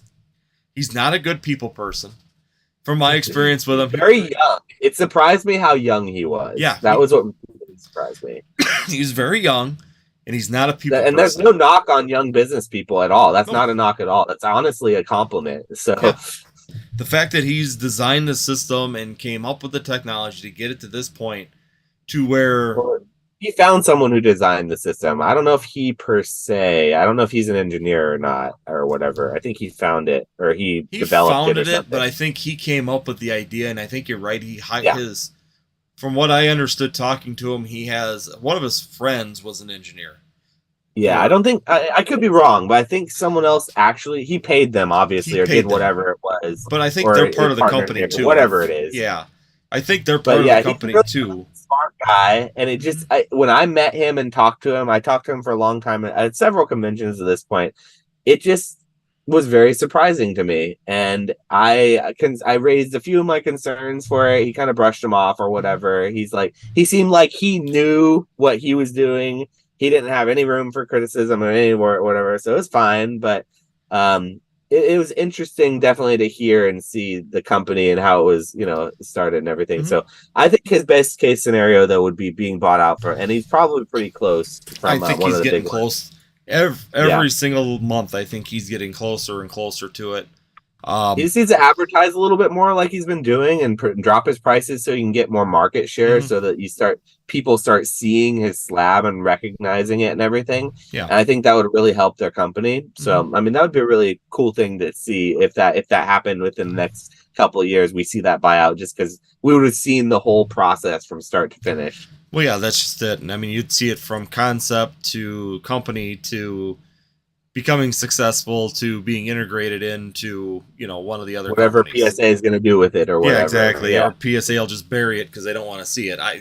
Or that, yeah. Or we never hear from it again. It'll be the next DeLorean. The water car. Yeah, the water powered car, or whatever. Yep, Brown will be like that, Dr. Brown, and disappear. Yeah. So, but. No, like I said, it's just interesting the things that are going on in the hobby right now. It's quiet. Overall, the market we knew this was going to happen. And, to me, it's just, we talked about this since 2021 at the end of it. You're like, at some point here, this is going to continue to get more and more toxic. People are going to get more upset that they can't make money any longer. And the smart scalpers, the ones that are actually, like I would call professional scalpers, left a long time ago. They knew to bail on the ship before the thing started to sink. They knew were smart. This ain't gonna get you rich anymore, baby. This is gonna get you not even moderately wealthy. This might get you slightly above the poverty line, potentially. Yeah, you might make middle class, maybe. Yeah, with a full-time job in this. Middle class. Yeah, you're doing well if you're making middle class. Well, I'm saying full-time job and this, and then another side job. Yeah, you might make middle class finally. Yeah, there you go. but yeah, I mean, it's a grind, and like I said, this is reminiscent of 2019 when I came back. You bought bulks, you bought just lots, and you dug through them. You found the good cards, you graded the good cards, you sold the good cards, you broke down the bulk, you found the good valuable playable cards, you sold them on TCG Player, and you just kept grinding your way through all these things to keep making $1. Or you find these little deals like the TikTok deal. You find that good little niche that's pushing you to try and be successful, and you use it. And that's where this hobby's going to. This is like Hidden Fates. 151 is like the Hidden Fates of 2019. You go to the Walmart, you go to the Target, you're hunting for Pokemon. You see all this tag team stuff out there. You see all this Sun and Moon era, late era stuff. You don't want none of it. You see there's one empty spot where the Hidden Fates was at. There's no more 10s left. You see the $19.99 price tag, but there's nothing there. And you say, dang it. And you grab the Raichu Shining Legends I was just going to say, the Raichu box. You grab the Raichu Shining Legends box begrudgingly because that's the only thing that's left that you see. And you see those $35 ETBs from Darkness or Burning Shadows that are on clearance that have the yellow sticker on it. Yep. And you're thinking about getting one, but you know that after 8 packs of Burning Shadows, you're going to hate yourself and you're going to hate your life. So you're not even going to bother with it. You leave that on the shelf, and you only buy the one box of the Shining Legends, and then you go open it and you get a Jirachi Shining, and then you hate yourself some more because it's worth $2. Yep. You know, that was 2019. That's the other thing is that I laugh. You know, a lot of people are getting mad because the prices are falling so far. And it's like you realize that even right now for the chase cards, their pricing is still probably about 3 times higher than it ever was in 2019 for the best chase Roaring card. Moon is almost $100, Andy. Roaring Moon is know. almost $100. It's probably and the highest don't gold get me card in a wrong. long time since the Snorlax coming out. Yeah.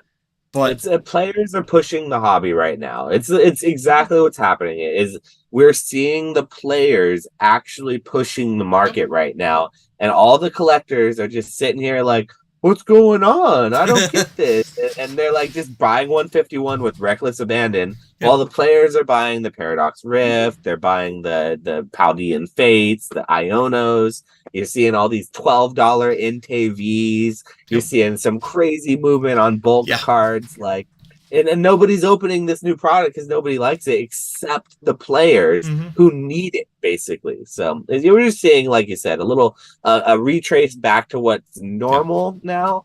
And it's, to be honest, I think that this holiday season, because of TikTok mostly, has been so much stronger than other holiday seasons of the past, even in this down market, that it's like it's hard for me to sit here and be any amount of bearish, even though I'm the guy with a bear hat that puts it on sometimes. Like I can't even be bearish because it seems like it's so good right now. The thing is that even comparatively, it's still good. It's pocketed.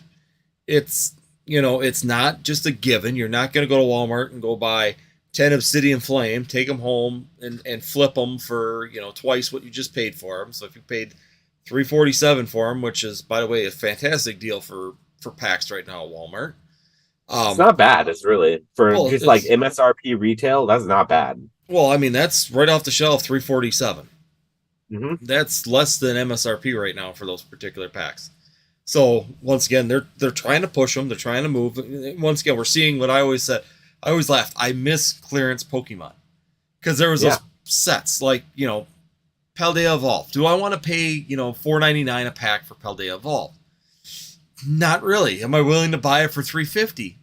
Yeah, I'm more likely. Now we're talking a little bit. A little now more. Now we're talking like business. Now we're talking. I can do something with it. I can 3 packs for $10. Yeah, exactly. Yeah. Yeah. So I mean, that's just it. I mean, you sit there and you continually do. And I said I missed the clearance Pokemon because you can't necessarily sell it for this price or buy it for that price. You just can't justify it. But when it goes on clearance, now it's not so bad. We can work with this. So do you think we're going to see $300 Pokemon cards in the future of Scarlet and Violet? Someone in the chat asked. I think it's a good question. Pokemartin, shout out. If you're talking, Pokemartin, I was reading that too, and I was trying to think about it. That's a lot. That's a big number. 300's a big number. I think we'll see 150s. I think we're going to be getting some $150 chase cards. I think the Charizard and his shiny Paldean Fates will hit $150. I think Paldean Fates, the Charizard's probably got a good chance. If it's a pull rate like even Shining Fates or Hidden Fates, you know, that was actually a fairly decent pull rate on them because even the Shining Fates Charizard is still sitting about $85 even after how many damn reprints we've had of that set. But 300, they'd have to start putting like case hits in, you know, like a level of rarity above what they already have. You know what I mean? Instead of getting one SIR each box, you'd have to get like one every 3 boxes instead or something. Kind of like we've seen with like the Moonbreon. That's, you know, where you it's like 1%. A VMAX alternate art from Evolving Skies, you get 1 per case. One every 6 boxes. Correct. And the rest you get like 1 V alternate box every other box. But the V Maxes, they're pretty tough to hit. Even if it's a Duraludon, it's tough to hit. Yeah, I've opened enough Evolving Skies to know that. Like that. I don't think we'll see a $300 card until we see cards that take a whole case to hit. And I don't mean something like Paldea Fate or the second set where it's just so many, you know, SARs that you have to to hit the Magikarp, you have to open a bunch of stuff because there's so many. I don't mean like that. No. I mean a legitimately hard to pull rarity tier that we don't have right now. But that they took away at the end of Sword and Shield. But that's the thing, is that you got to look at it now, and this is the harder part, is why I don't want to say no to it happening. Right. It would happen if they introduce the new one, and we have such a long time to go. We have 8 sets, you know? Well, and the other part of it is, too, is that's the biggest thing. We have 8 sets. Look at the history of, and that's what part of this was what we were going to talk about is, you know, when we look at the beginning of every Pokemon set, it's mechanic, not necessarily chase. And at least earlier in the chat, I saw an individual bringing up, why don't they just use the original regions and make them better? Well, that's not Pokemon's history, but they do bring those original regions in, and they continue to expand those cards and add more evolutions to them. They do that kind of stuff. They just don't do it in that particular region. Yeah, exactly. Pokemon 151 coming right to you right here in the Paldean region, or Paldea, whatever region this is now. I can't remember. And who knew? The original 151 in the newest Pokemon region. So they do that. I mean, they can be in the newest region. That's not a big factor when it comes down to it. But we are not to the point. Everybody out there, hear it. We are not to the point in the expansion series to be getting chase cards. Big chases don't happen. One more set. Yeah. One more set. We're gonna have one more. So March's release is gonna be a dead same as these. It's gonna be like Battle Styles. Battle Styles set. Then you're gonna go into Chilling Reign. We're gonna start to see some bigger chases, and then it's gonna get harder and harder. At the end, the expansions. Strap in your rockets. Yeah, strap in, baby. The last 4 sets are always the last 5 sets, 6 sets of the era is where everything gets tougher. They're going to make those harder hits. They're going to throw in another mechanic, like V-Stars popped in Brilliant Stars. We're going to get those mechanic changes and those add-ons. Prison cards, Amazing Rares, all these things will start to pop in, and that's when your chase is going to happen. And when that chase begins, that's when like you said, it'll be 1 SAR per box, and there's 7 SARs in a set, so 1 for 7 boxes is going to have a specific, chase card. We could get another evolution set, and it could be a big set. Gold stars. We might get the gold stars, because we went to the EX era. Correct. So EX era is where gold stars were come from, and that's that high chase tier. They gave us gold stars for Ninja as a little tester.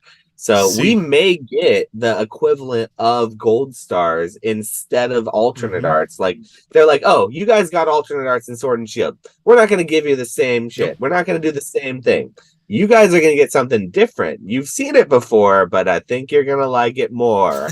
And then they give us full art gold stars, and that would be epic, Yeah, exactly. I mean, that's what I mean, though. And people just need to be paid. The problem is that Pokemon, since 2021, has created this atmosphere that everything's like go, go, go, go, go, go, go, go. You're all wound up tight and everything's moving fast. That's never been Pokemon. Even if you go back through WotC, it's never been that way. It's just everything is a slow build through the expansion set. You get 3 years of 8 to 12 sets of just build up through that expansion in order to lead up to this grand finale typically. And you look, Sword and Shield, we had VMAX, Crown Zenith at the end, but you even look at the last 4 sets. I mean, we had alternate arts, you had trainer galleries, you had all this stuff coming at you all at one time, and that's exactly what Pokemon has done historically since forever. So there's no reason that they're not going to do it now. And my feeling is, I think you're right. We're gonna see. We went back to EX, so we went back to Pokemon USA first set. Of Pokemon Internet or Pokemon USA back then, before they became Pokemon International. What are they going to do? Like you said, full art gold stars or something, full art comet cards, or full art whatever could be a thing on the table, and that's something that we just have not gotten to yet.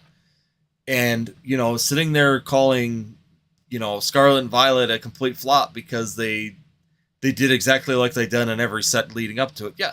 To me, for a start off, this has been fantastic. It's a good set. I like Scarlet and Violet. I like Arcanine. I like Gyarados. I like those kind of terraforms. I really like Gardevoir. They gave us some alternate arts with that. The trainers are really beautiful. Like, they're great artwork. I mean, they gave us a lot more in that base set than they typically did. Oh, yeah. But I can understand why people would be underwhelmed with it. But like you're saying, let them cook. Yeah. Let Pokemon cook. That's all we got to do because Yep. that's what they're doing. It's like in Thanksgiving, you start smelling the turkey. You start smelling, you're not hungry right away. You don't want to wake up in the morning and have turkey for breakfast, but you start building that hunger throughout the day. You get a couple hors d'oeuvres, you have some deviled eggs, you have a couple like bacon wrapped whatever, your family serves some dip. And then by the time it's like 3 o'clock, 4 o'clock, you're just salivating. You're like, I'm ready. And you have your first Where's the plate of food? dinner.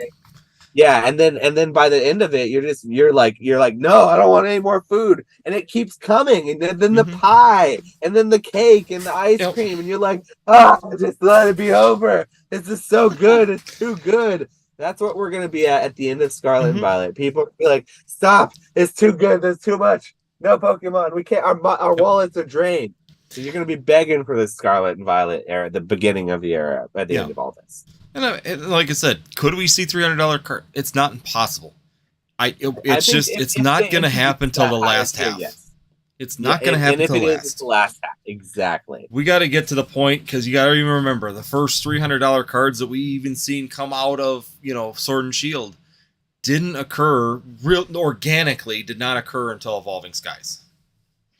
Because then you got that, and even that Moonbreon didn't. It stayed around what was 180. Yeah, it was $300 for so long. Yeah. It didn't hit that 500-600 until way later. It was like a year and a half later before it started climbing.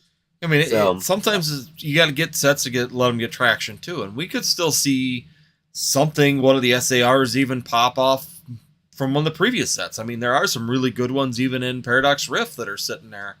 I think like you said, Roaring Moon is the hot gold card right now, but I think that Iron Valiant is a fantastic looking card. That I like Tyranitar, so I like that one a lot. Which one? I like Tyranitar, so I like that because he's in the background of that one. Yep. So I really like the artwork on that. Yeah, and I pulled that one, and I actually got a chance to really look at that. That's such a good looking card. Like I said, I'm glad I pulled that card like right off third pack in. So I'm like, pulled it, done. I'm done. I got what I needed out of it, but it's a fun overall. It's a fun set. The other thing is that we were talking about players, and realistically, to this point yet, Scarlet and Violet does not have a competitive deck. They have competitive add-ons to decks. They have trainers that you can add in your decks, but we look at the new deck, the Roaring Moon deck. Is that a competitive, purely Scarlet and Violet? I was gonna look because it seems like it might finally be competitive.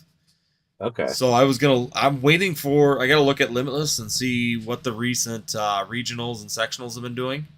But I do know up until this point, the regionals and sectionals have been absolutely dominated by Lugia and Arceus decks still. And that was even 3 weeks ago. So Sacramento Arceus is just so good. Arceus is just such a good card. It's that Lugia deck has got a heavy hit. You throw in the Aquapolis and can't remember the name of it. It starts with an A. I didn't play the Lugia, and I haven't played against it as much, but the Arceus deck has been around since I was playing my Lost Box Giratina deck that I was piloting for a while, and it was a good deck. Arceus is always good. Yeah, currently I'm running a Lugia Luminion deck.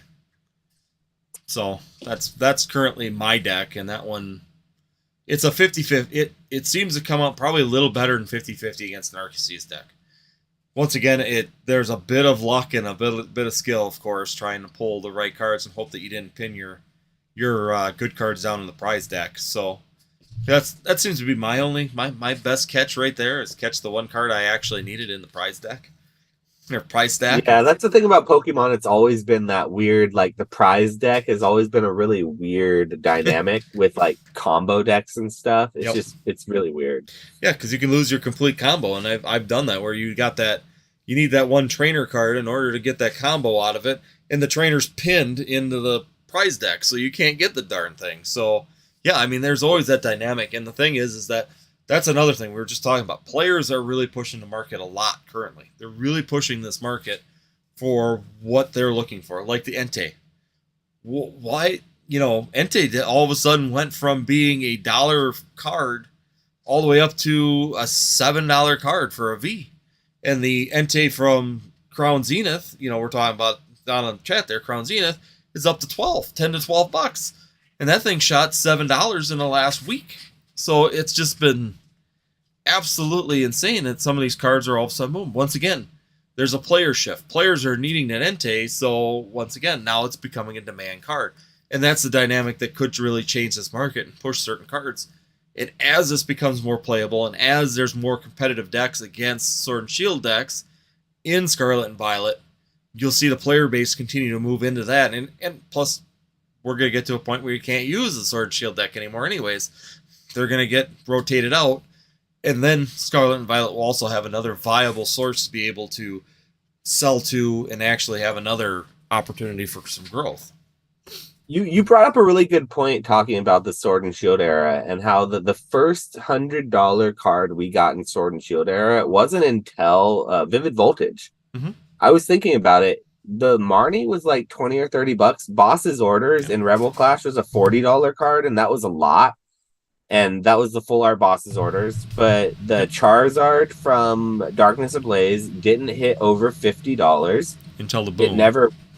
It never, not even in the boom, it wasn't over 50. It never got to $100 because then after that Champion's Path, his Champion's Path came out, and then Vivid Voltage, then Champion's Path.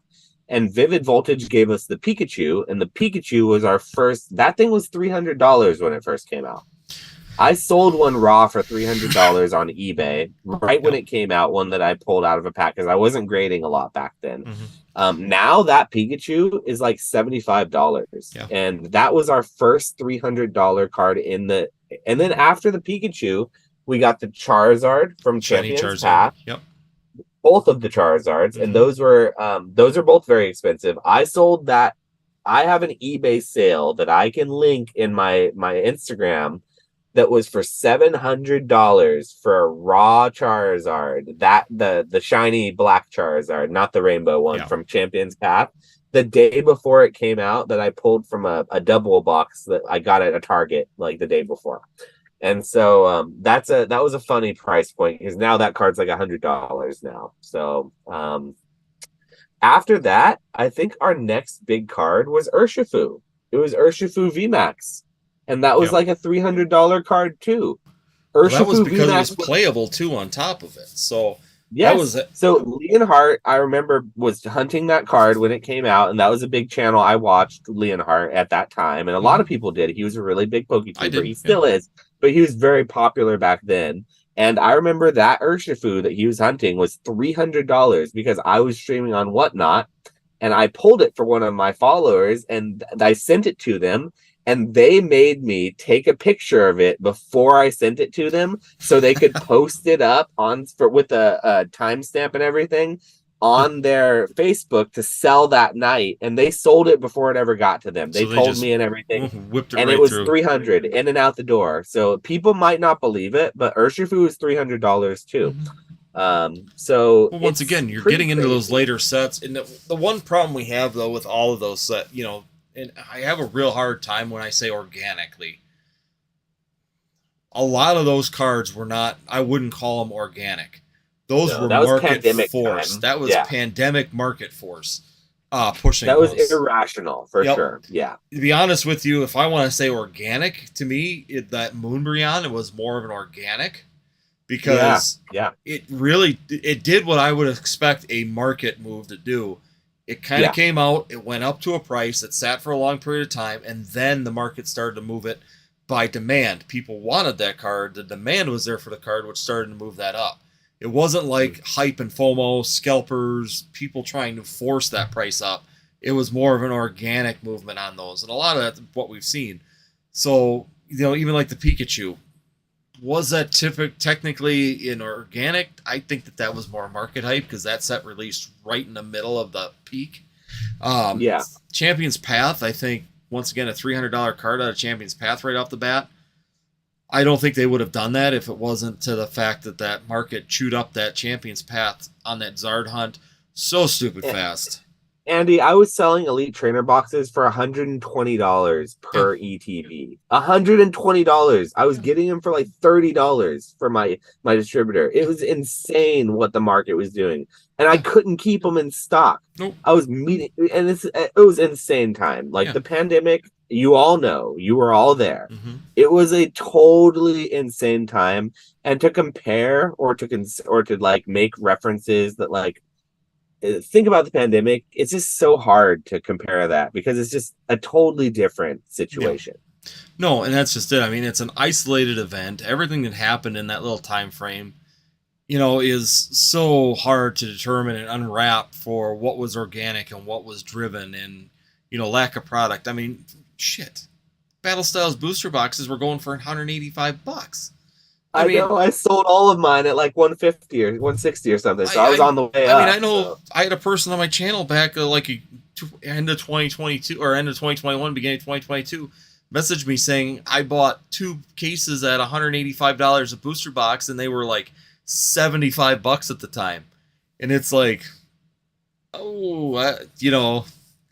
that's because then we got that print to demand, which just flooded the market with, which would kill that price at Urshifu too, and the Sleepy Tyranitar. Both of those got hit pretty hard with the second wave. What killed them, I think, was the better alternate arts that came out and really overshadowed them after. Because I love both of those arts. I still love the Empoleon from Battle Styles too. I think that's my favorite art from the set is Empoleon. But there's just better ones later on. Mm-hmm. So like those were the early indication, and it's just crazy that the market. Yeah, and so that's what we're gonna see in this era. We're gonna see some kind of duds early on, probably for the first crazy rarity. They're still gonna pop off and do insane numbers. Like the $800 Roaring Moon alternate art. There's a couple reasons why that card's $800 in a PSA 10. Not only is it hard to get a good quality one because the print quality is lower, but there aren't very many people who are like chasing that card to grade it. So it created this artificial like little bubble surrounding it that will eventually probably pop around it because there's no playable card that deserves to be $800 based on playability. That's collectability driving that. And the reason collectability is driving it is because not a lot have been sent, and the ones that have gotten a lot of 9s. So, we always see that at the beginning of a release. I mean, overall, the big chase cards of the sets, the ones that go up the highest, get graded, and somebody will expedite it, just to get it out and take their shot at hopefully like that. They got the card probably early on when it was first released or pre-release. They sent it out with the $250 expedite, got lucky, got the 10, and then they put it out to market for $800. Now, as more and more of them come in, once again, it's a supply and demand tactic. Eventually, the demand is going to get dwarfed by the supply because everybody saw an $800 Roaring Moon go through. So everybody that's got a decent quality one is going to be sending it in. The 9s are going to get buried. The 10s are going to get a lot of demand. And the overall question is how many people in general are going to be chasing a Roaring Moon card? Yes, some will. I'm sure I personally don't have any interest in chasing it. Can we just call them Salamence? I was going to say Salamence. I know. Yeah. That's... Roaring Moon, I just don't have any kind of like when you say that and when I talk about it, I know what I'm talking about, but I don't like it. Like I just want to call him Future Salamence. Yeah, okay. That's or no, he's not future, he's past Salamence. That's what it is. Is he? I think because I think Iron Valiant is the future for him. Yeah, I think Roaring Moon is the past for him. Okay, yeah, you're probably right. Roaring Moon is the back. Yep. I think their future, they all say Iron on them, don't they?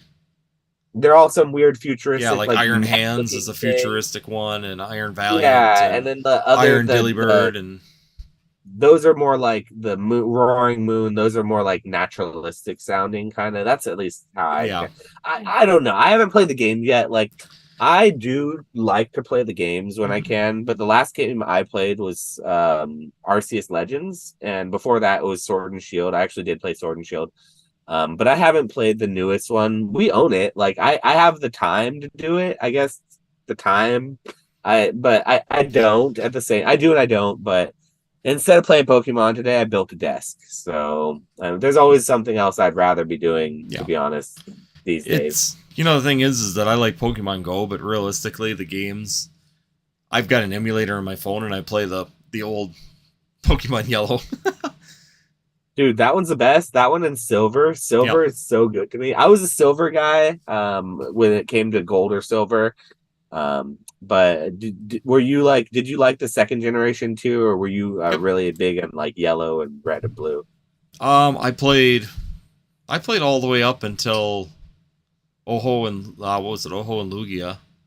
Yeah, so the second gen. Yep. That's where I stopped too. But those ones I liked even more than I liked the first gen. Like it was when they introduced like it just man, those games, man. That's something. There's a reason why 20 something years later I'm still hooked on Yeah. this stuff, man. Well, and I Just thinking about it is just like I'm getting nostalgia. And I stopped playing. Like I said, I stopped playing the video game as much, the Game Boy as much. Because what was it? I think the third generation, didn't they go to? That's when you needed the e-reader. Is that when they went to the DS or whatever? When they switched when they switched the console, when you couldn't do it on Game Boy Color, because Gold and Silver were on Game Boy Color, if I remember right. No, was Leaf Green? I'm trying to remember. That was also on. No, that was on Advance because that was on Leaf Green was a little tiny one. That's what I remember. So when they switched, I no longer played the. I never did buy an Advance or a DS or anything like that. Neither when did I. When they left the Game Boy era, then I didn't do it anymore. I just kept playing the old ones forever. I was playing the card game at that point, and I moved on from the. I was playing Magic the Gathering a lot too, so like I wasn't playing like handheld video games anymore. I was playing like PlayStation and Nintendo 64 and Xbox. The card games. So yeah, that's Xbox, that's when I hit my Halo era. So I was doing LAN parties with wires hanging out of the dorm rooms for LAN parties. I was a Smash Brothers guy more than a Halo guy. Like we were more GoldenEye Smash Brothers than we were like Halo at our. Yeah, the proximity mines with the remote. Oh man, I love that game. That era of video games is so great. That's why all of us 30 somethings are all like so like enamored to that era. There was so much good stuff. Like no matter what you like, the movies, the games, like the comics, the movies, everything, the fandoms that were out at the time, the animes, it was all just so like of the times. Like there's something to be said. I think 30-year-olds, they always go back to that time of their life, like that they look back, and we are all at that point for sure. Blade before they tried to make it funny. Oh man, that was such a good series. I loved that Blade series. Like I loved 1 and 2. The third one, just I could never. Oh, that was awful. Ryan Reynolds. It was Ryan Reynolds, which is funny, but looking back on it, him being Ryan Reynolds in it is so bad. But it's so funny that it's like. And then who else was it? Kate Beckinsale, or no? Was that Kate Beckinsale? What's her name? Jessica Biel. Yeah, it was Jessica Biel was in it as well. And oh my gosh, dude! It's like, come on, we went from a serious vampire movie, and I could see why now they were talking about how Wesley Snipes couldn't stand working with Ryan Reynolds. Like he wouldn't even talk to him. Like well, Wesley Snipes, like he went to jail. That dude went to jail for something. I think after, I don't know what. It was like tax evasion or something like that. Who knows? But that guy, he definitely did some time though. The thing is, he's a big method actor too. So I mean, he gets into the role and he becomes the role. So that's where he said him and Ryan Reynolds just clashed. They didn't even like he had like a person that would talk to Ryan Reynolds and relay message. He wouldn't even talk to him. He's like, except for the scenes. That's why there's so few scenes where they're actually together in there. Is because Wesley Snipes just couldn't stand Ryan Reynolds, like didn't want anything to do with him. I never heard that story, and that's such a good story. Thank you for that. That is hilarious. That's really, really funny. I was on one of my random, like looking through news article, like meme articles and stuff like that, and that was one of the stories that was out there is that, one of the directors annoyed the shit out of Wesley Snipes. He's just like, dude, stop talking. You are annoying. I don't want to deal with you. Talk to my associate. Here, talk to the person I hired to talk to you. Well, the problem is Ryan Reynolds is such a goofball. That's what they said. The problem was Ryan Reynolds is a goofball. He's a goofball on set. He's a goofball in the back. He's a goofball everywhere. And Wesley Snipes is he becomes that. Yeah. He's like the joke, he's Blade, bro. He was Blade. He was there to hunt vampires. That man, if he would have given him a blade and gave him a charger and told him to have at it, he had been running through the streets of New York trying to kill people with a blade. I mean, thinking they were vampires. That's how much that they said he got it. Gets into that stuff. But that can create class. It was just funny because it's just like now you look back in the movies and it's like, man, them two were never, and even the scenes they had, he never really talks to him in the scenes even. I'm gonna rewatch that movie now with a whole new set of eyes. I never wanted to rewatch it before, and now I do. Thank you just for to see it. 2 hours of my time being gone forever, but it's gonna happen.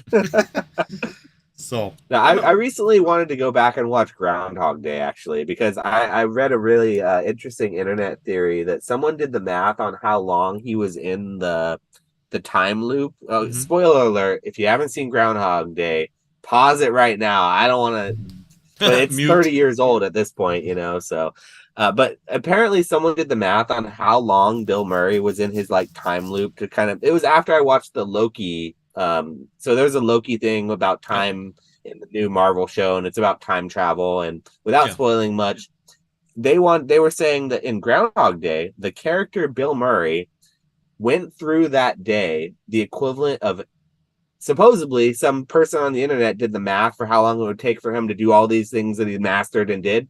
10,000 years is how long supposedly he did that for, is what the internet person said. And I couldn't believe that. I was like, holy crap. It's like there's a point in the show of Loki that he has to like learn physics, and it takes him like centuries to learn physics, and it's like a from scratch. Yeah. And it's just like that's where they're talking about the Groundhog thing, and it's just that's insane. Like, and that's so I wanted to rewatch Groundhog Day. But did you guys hear? Did anyone in the chat hear that theory, or could you imagine? Like, that is insane. Being stuck someplace for 10,000 years doing the same thing over and over and over again in a little town of nowhere. Yeah, I don't like listing the same card 5 times, much less doing the same thing for 10,000 years. But no, I mean that's crazy. I never even really pay attention to it, but yeah, it's always a question on that. Someone in the chat asked me if I picked up any Lorcana at Disneyland. Very, very astute. Whoever's who asked that question, you've been following me, because I was recently at Disneyland over the last week, and I was looking for Lorcana while I was there, but the release happened the week before. And they always release the week before it comes out at the parks, and then the week it actually does come out, they don't really release it because it came out a week earlier. And so I was there the release week, but I wasn't there the week before. So I didn't get any Lorcana, unfortunately, which sucks. But I did buy 2 booster boxes. These are booster boxes of Lorcana. So I did buy 2 booster boxes on the secondary market when I saw the prices go from like 400 to like 200. They're back to like 250, almost 300 now. So I feel pretty good about my purchase, but I bought some of the first chapter because I believe in Lorcana more than I ever thought I would. Like, I went to a tournament recently, and I actually played in like a Lorcana draft, kind of like a Magic the Gathering draft, but instead Lorcana. Yeah. And I didn't know you could draft Lorcana. And for me, I already love like card games in general, but I don't like putting in all the back effort of having to make a deck and be competitive and keep up with the meta. So like I like being able to sit down once a week and draft and enjoy the cards and play them with everyone else on the same level playing field. And so I was able to do that with Lorcana for the first time with 24 other people on a random Sunday last week. Huge. Just in a local game store, like a tiny local game store. I didn't even know how to Lorcana thing. I just went to on a whim. And it was a blast. And it made me even more bullish on Lorcana. But I don't think I'll ever open up another pack without wanting to draft it, because now I know you can draft them. I don't know if I can just open packs just to open cards now, because now I know I can play them. So that adds a layer to me that makes it even more desirable. So I'm happy to have those 2 boxes that I got, but I had to pay the Pied Piper for those. Yeah, I mean that's the catch with them. Now they don't do first edition or anything like they are with other sets. They're just they're just regular release. Unlimited. Yeah. Okay. The way that they're working it is the chase cards are just 1 in 96 packs. That's the highest rarity, is the enchanted rarity, and those are pretty hard because the product is scarce. So the prices on those are really high, just based on demand and scarcity of the product itself.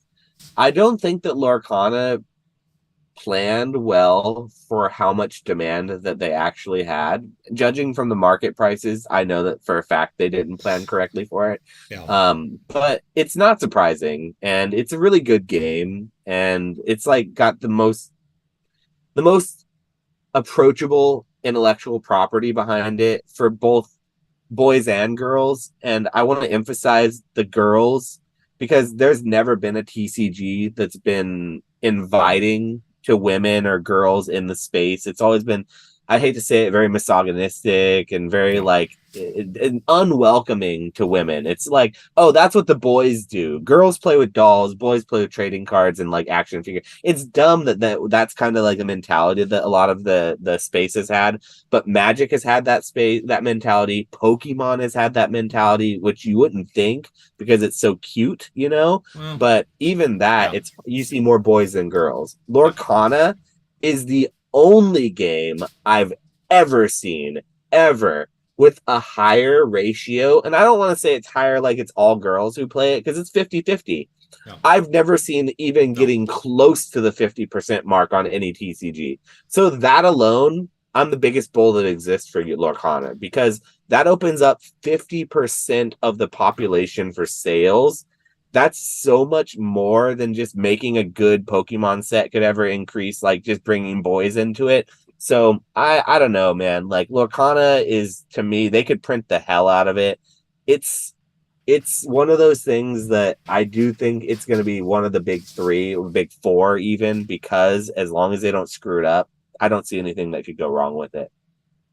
Yeah, and I've been hearing really good things with it. I mean, I haven't done it. They had a draft night here on Tuesday or on Monday night. They have it over at my local shop. The problem is my local shop is 40 minutes away, so it's not really. Yeah. It's quite Not a drive. really local at that point. Yeah. Well, yeah, I mean, for me, it's local because that's the closest thing I've got. But they had a draft. They do Right. draft night. Like you said, I didn't know they could do draft, and then I saw when I was there on we went there on Saturday for our Pokemon tournament, and they just have not cup challenge or anything like that. So they do just Open play. open play, open tournament style, and then Yeah. later that night they do their cup series for the Pokemon League. But I went there for just the open tournament because I don't commit to the cup series because I can't make it every week, so it's kind of pointless to get into the cup series. But Right. yeah, I mean, they told me that they were doing a draft Lacana, and I was like, really? You can draft it? So this is like Magic, because my buddy keeps trying to get me to go there on Sundays because they do draft Magic. Mhm. So they do draft series every Sunday, and it's like, yeah, but I don't really want to get back into Magic because I already got too much expense in Pokemon as it is. Because like I said, like you, I played Magic all the way up until 2006, and I played Pokemon all the way from up to 2006. I started Magic in like 1996, and I started Pokemon in 1999. So I've played Magic longer than I've played Pokemon, and I do like Magic. It's a lot more strategy. It's a lot more in depth comparatively for play, and like I said, the problem is that I only have enough time for really one hobby, and Magic just has not come back into it yet. Yes, Magic is so in depth. Like you really can get really involved with it. So as one Magic player to another, I totally understand that sentiment. That's what I've appreciated about Lorcana, though, is that the simplicity of it to me, as I can pick it up and play it. It plays like Magic, but without instants. So the only difference between Lorcana and Magic is there's no instant speed. So like Pokemon, you play everything out on your turn, then you pass the turn to your opponent, then they play everything out. There's no back and forth as far as that's concerned. Yeah, there's no counters during play, No. During the play. There's no like response or the stack doesn't exist, so there's no complications with that sort of thing. Yeah. It's simple in that regard. The game isn't simple, though. It does have a lot of strategy involved, and it's different from Magic in that it adds another way to win instead of just racing to 20. Yeah. Well, you are doing that, but you're doing it a little differently. You're questing, and you're going, instead of from 20 to 0, you're going from 0 to 20, and you can also deck your opponent. You can win in other ways. And so, like, it's a little bit different. I think that eventually it'll flesh itself out and become more like Magic is, more complex, just like Magic evolved over time. Yep. I think that one of Lorcana's biggest problems right now that it's going to run into is the fact that I don't believe they have the right staff or the right people working for their company. that are going to help them navigate all the normal problems that TCGs experience in the balancing, the research and development, in the playtesting, in the distribution, into all these things that create or make or break a TCG. In order to have a good TCG, you can't just have a good game. Can't just have good distribution. Can't just have great art. You can't just have one of the pieces. You have to have the whole piece of the puzzle. Mm-hmm. And I personally think that I've seen evidence that at Lorcana, there are pieces of that puzzle that just aren't being worked on, mm-hmm. or they're being left off, not because they are thinking about doing it later, but because it's so successful out the gate that they're able to catapult off of that and leave the stuff they need to work on off to the side and like almost like triage, deal with the spouting blood, but not deal with the problem that's causing that blood to spout, with the injury. So I think that eventually they'll probably hire the right people and they'll find the same thing that all these other companies did.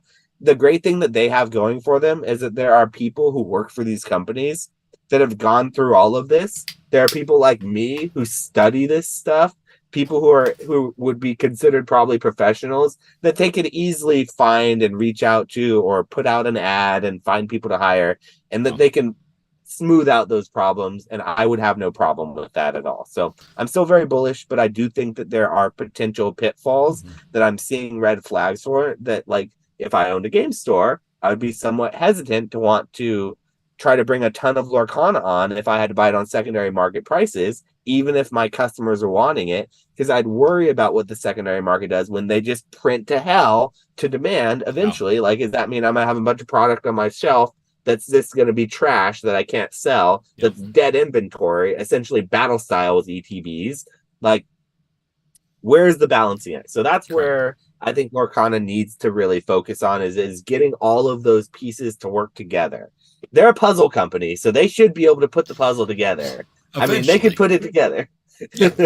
I mean, and that's just it. A lot of times it's a learning curve. I mean, we've seen that with other new TCGs that have come out. I think One Piece is also having some of those kind of growing pain issues now too, because they had that successful out the gate, first set, the first edition stuff was shot out of there like crazy. And then the problem is that, like you said, you can overproduce and then underproduce, and then the LGSs. The problem is that I feel like a lot of times these companies, when they come out, they really don't take into consideration the LGS, and that's a big factor for them. They sit there and look like MetaZoo. MetaZoo put out a fantastic campaign for investors. They did a great job to get every investor to buy first edition MetaZoo. Yes. We still don't see LGSs biting on MetaZoo all that hard. No, none of my LGSs, the 4 I go to, have MetaZoo. They don't carry it. They don't even have tournaments. They don't really get involved. They don't even get involved with it, which is a huge factor when it comes down to the success of a TCG, is getting that gameplay behind it. Now, MetaZoo's at a point where, they're putting $100,000 tournaments out there to try and get game players to play the game. But the problem is that then when you're talking those kind of tournaments too, you get certain people, but they're always the same people chasing that $100,000 who can afford to travel these tournaments. You're still not building that ground base that we really are looking. Lorcana, when I heard that they were doing a game night at our LGS, that's a huge step. Like One Piece, we've got a game night once every other week for One Piece. So once again, they're getting great. Dragon Ball Z now. Was starting to get some traction, but now I'm seeing they're kind of backing down on that one. So, they're changing the game. They're literally redesigning the whole. It's a huge, like, when you do that, that's what killed my Legend of the Five Rings. Yep. That game got killed because they had to change the design, like the mechanics of it every 5 years or whatever the hell. Some sort of design thing happened and they had to change the mechanics. When they did that, it killed the game, and that's literally what will happen to Dragon Ball, unfortunately. Well, that's the problem is Dragon Ball keeps following the meta, and the meta actually keeps changing from GT to, Super, back to, Dragon Ball to, they keep changing the meta, and so the mechanics of the game are following that meta change, which now we've got the new meta coming out, so the game is evolving into the new meta, which is where that mechanic change is coming. So once again, like you said, you're changing the mechanics of something, and that caused a big issue. So Dragon Ball Z was starting to get some traction there when it was Dragon Ball Z. I think it was Super was the last one. So Super was what I was hearing a lot when it was like the Saiyans, the Clash of the Saiyans, and there were all yep, those signature cards. Those are popping off. Realm of Yeah. Gods and things like that. Realm of Those were Gods, that's the that God Chase. Yeah, that the was the Vegeta God card thing. chase in that one. That was a really big Yeah. one. I mean, overall though, those It were the ones just that were doing. died after that, though. It It did. literally I just mean, died off. Yeah. yep. And then once again, there was getting to be some traction on it, and then it just kind of disappeared. MetaZoo, like you said, LGSs still aren't biting on it. And when I see LGSs, what are we, 2 years in? It's still not biting in on this too much. I mean, that's Not a good sign. not a good sign for the longevity of a TCG. I mean, if you're not getting players in there to where the LGS is carrying stock and building it for players, what do you really, at what point do you say it's not really a TCG? It's just a high-end poker tournament, and pretty much at the end of the day. This box is so old that the packs on the top have dust on them because it's been sitting. The open booster box has been sitting on my shelf for so long. There's dust on the top of the booster packs of this MetaZoo box. Literally, that's how long it's been since I picked that up. Yep. Yeah. So yeah, rest in peace, MetaZoo. Sorry, Basic Trainer. I know. Shout out Basic Trainer. We're gonna be doing a stream on his channel eventually, talking about aliens. So if you like, the crossover of aliens and Pokemon, there may be a little place for you on Basic Trainer's channel eventually. So, but yeah, like I said, it's interesting, and like you said, Pokemon. To me, Pokemon has always kind of fascinated me on why more women don't enjoy Pokemon. Because even like my wife, there's characters out there for everybody in Pokemon. Literally, there are so many characters, but even okay, I'm gonna go to my kids. My sons love Pokemon. My daughter doesn't care, and it's like, yeah, but she loves princesses, and your son loves Stitch, and they're both Disney, so there's something for both of them in Lorcana. So, and to your point, though, it's true. It's always been a culture thing, I think, is what it is. It's like a weird sort of like a cultural, societal thing surrounding trading cards. Maybe it's because it's like sports cards is where that culture originated, and sports cards are so like toxically masculine, I hate to say. Like, they don't need to be, but that's kind of what I think of as like toxic masculinity in sports. And so like maybe it derives from that, and then it sort of branched out to other trading card games that were more like male dominated, and then society pushed it that way. I mean, it's hard to say how these things develop. All I can say is I don't think it's right. I don't think it should be that way.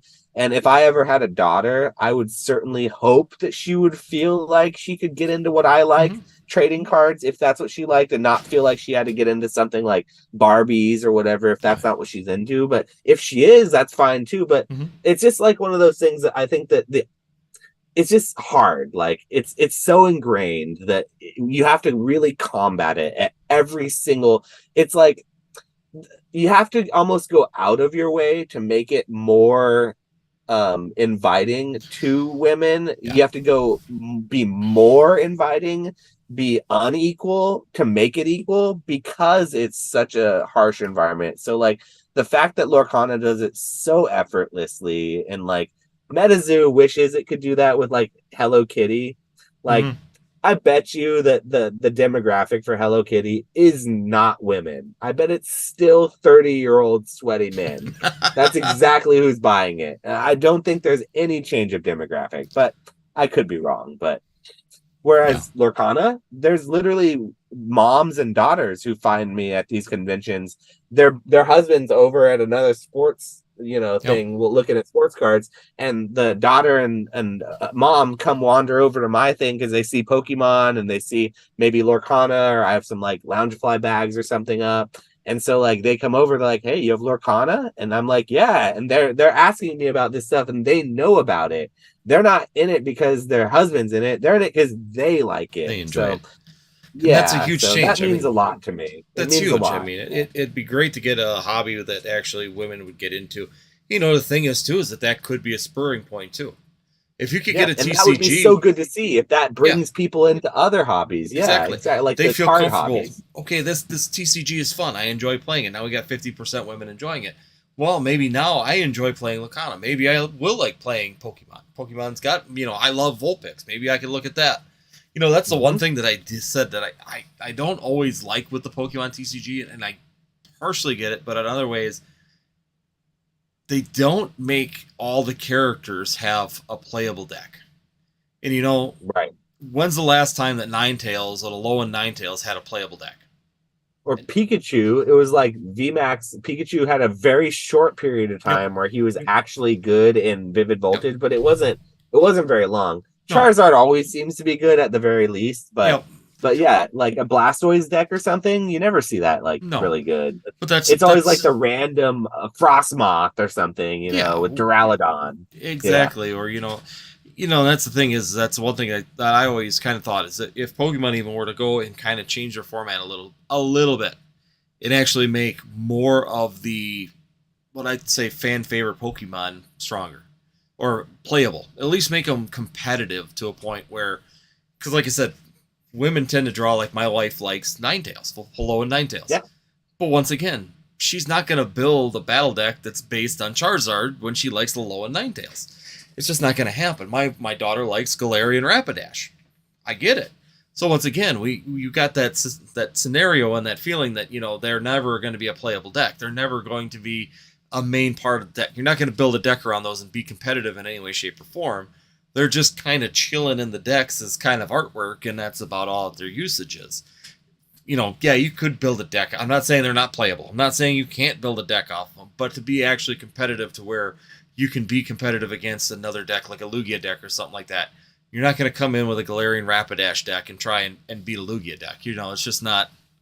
It's not a feasible fight. But it would be cool if every Pokemon could, just like in the video game, you can kind of make there's like tiers, there's like S tiers of like the best Pokemon, but you can make most of them work because of weaknesses, because of like the moves, like certain abilities and hidden abilities and stuff, and IVs. Like there's all these ways to make things. So it would be cool if there's more. I think to a certain extent, as far as that's concerned, there's like probably only so much that Pokemon could do as far as like balancing. So I bet they would probably like making more competitive, strong Pokemon, but there's a certain level that like you can only make 1 or 2 competitive Pokemon per set if you don't want to completely just upend and unbalance the system every time. Yeah. And so we probably see some of that happen because it's just like they have to make some lackluster ones including with the good ones, But I'm saying you could sit there and rotate them too. Give it the ability. Oh, for sure. Instead of the Iron Valiant being the best one, they could have made like a Pikachu EX, with the same thing, and then had the Iron Valiant just be like the art rare or something. Yeah. I get it. I definitely agree with that. I think it's to what we were talking about earlier. I think it's going to be interesting to see what in the next 4 or 5 sets, what rolls out towards the back end of Sword and Shield, or towards the back end of Scarlet and Violet, not Sword and Shield, because it's going to change. It's definitely going to be different. And it would be interesting to see how that's going to change. And I'm curious to see if people in the chat, if you guys think that it's going to be something, we said gold stars, I think is like both of us thinking something maybe like that. But is there something you guys think in the chat that it's going to be, that they're going to reveal that's like not gold stars or something different that you guys predict? Like, I want to hear it. Tell me what you think. Yeah, I'm just curious too. Because like I said, you and I both went gold stars just because of the EX era. I mean, you went back to EX, the same EXs back when, 2000 and 2004 to 2006. So, I mean, we're back to that, and that was gold stars released in that era. So we're, are they going to make a full... Can you imagine, though? A full art gold star? A full art gold star Charizard?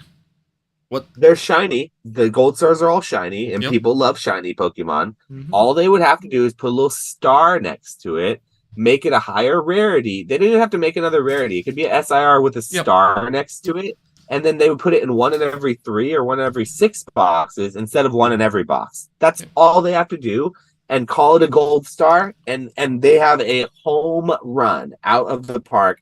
It's just an alternate art, a shiny alternate art with the star next to it is all it is. But it's higher rarity, and that's what people love. So yeah, but I mean, there's got to be something we're missing. We're like the most boomer people ever. There's got to be, the chat is much smarter than we are. I know that they have an idea that we haven't thought of. They have to. Well, like I said, it's early. You know, a lot of people are just, you know, Debbie Downer about Scarlet Violet because there is no chase. You know, J-Love just did that big video where there's no chase anymore. You know, hype and foam was dying because there's no chase, and in Pokemon was his big push. It's like, I'll have to watch that. I didn't see that he put out a new video. He was talking about this is probably about a week and a half ago. He put out a bunch of, you know, reasons on why Pokemon's kind of declining, and that was one of his reasons is the chase. The chases are too easy. He thinks that Pokemon's declining. That's what he would say right now. So his point is that the current feelings in the market is that he pointed out reasons for both and why they do what they do, but he really didn't cover that one very well. And I kind of thought he kind of did that part a little bit of it kind of didn't do justice because he didn't really break it down on like we are right now, talking about the overall progression through an era of Pokemon. You know, there is no chase now. If you were to go back and organically look at the first 4 years of Sun and Moon, name a chase card from the first 4 sets of Sun and Moon. Tag Team was the first set that had chase cards, or Team Up was the first real set that had. I mean, what was there? Dragon's Majesty, not Dragon's Majesty in there. Dragon's Majesty was the specialty set, but people weren't ever really chasing that set. No, they weren't really chasing that. I mean, even Shiny Legends wasn't all that. It wasn't Chase. The first Chase set was Hidden Fates, and well, not Hidden Fates. It was like the tag team sets. Yep. And Team then Up was Hidden Fates. Yeah. Team Up was the first one that came out that had that Gengar. You know, people were chasing that Gengar a little bit, and then the playability. And the Rainbow Pikachu. The Rainbow Pikachu Zekrom was really playable. Remember Pikachu Zekrom? Pikarom was an incredibly competitive. Yep, I was going to say. Yeah. That was the other and one. Reshizard. Because I came back. Reshizard was also competitive. Yep. That's the one I played. I came back. That was the first deck I built. Was from Unbroken Bonds, a Reshizard deck, and that's where that was my first competitive deck I came back with. But yeah, like I said, Take Teams really were the first real uptick, and that's where once again we talk about that organic growth. Sun and Moon had organic growth before the boom. We saw an increase, but it all started at Team Up. That Team Up really was the first that Take Team sets were the first real upward movement. And it kind of climaxed with Hidden Fates, and Hidden Fates just took off. You went into Cosmic Eclipse right after it, and Cosmic Eclipse was like, holy shit, everything in this thing. You know, it's got. But nobody liked Cosmic Eclipse for a long time. Remember, nobody cared about Eclipse. People liked it, but people didn't like speculating on it. They were like, oh, it's printed to oblivion. It's in every single box. It's in everything. It was like evolutions at the time. Yep. Yeah. But I loved, you know, the overall set of Cosmic Eclipse was like, poof, everything in it. You had alternate arts. You had, you know, it's a beautiful set. Yeah, the God Trio was, I loved it, and it was so playable too. The Arceus Dialga, that's the set. It was just that was awesome. The deck I played. Yeah, and that's so I'm trying to remember what I was because I was running a mute. But yeah, back then it was player based. Like a lot of player based stuff was still driving the market back then. That's what I think people don't realize about even that era, the tag team era. In my opinion, the best modern era we've ever gone through, and it was right before the pandemic. People didn't want it. They only wanted Hidden Fates. That's what I remember. Correct. I remember Hidden Fates and Shinies were because you wanted that $500 Charizard. Basically, you were chasing the money. And so, like, I think it's always been the case that people will really get into it and it'll ramp up when they start getting those crazy chase cards. Yeah. That's what it really needs, is a chase card. We have to get a chase. And like I said, we're getting to the point. This next set probably isn't going to be it. Let's just be 100% honest. The one set that comes out in March here is probably not going to be the chase. It's probably going to be the one that gets released next June, is my guess. You know, March, probably April, May. Yeah. Early summer. Summertime set, and that's usually when they like to unveil their big, next big thing. That's the ramp up at that point. That's when we'll see. The Evolving Skies. So if we're looking at it in Sword and Shield terms, that's basically the Evolving Skies is what that is. Because then you did the Eevee set. That's when they broke open the Eevee set and threw in the Rayquaza into that and Dragonite and just Jesus, just made it go fuel on the fire. Yeah. Yeah, I mean, you had the Eevee set to begin with, which was a big fire in its own, and then you just went, well, we got a nice bonfire going. Throw some diesel in it; it'll be great. Throw some. You got some dry wood? I'll throw all throw, that wood on. throw that old Christmas tree on it; it'll be awesome. Yeah, exactly. Yeah, it's been Yeah, I mean, sitting there for a while. It's dry. yeah, exactly, and that's exactly what happened. But once again, they created the chase. You had that hard to chase VMAX inside of there with that Umbreon. And it wasn't just that. I mean, you got the Glaceon, you got the Leafeon, you've had several chases inside of there that were very, very popular, good chase cards. And I think that that's exactly what we're going to see at some point here in Scarlet and Violet. We just got to get, people got to stop thinking like this is late, like Sword and Shield. This isn't late Sword and Shield. This is early Sword and Shield. How many chase cards are you chasing from the first four sets of Sword and Shield right now?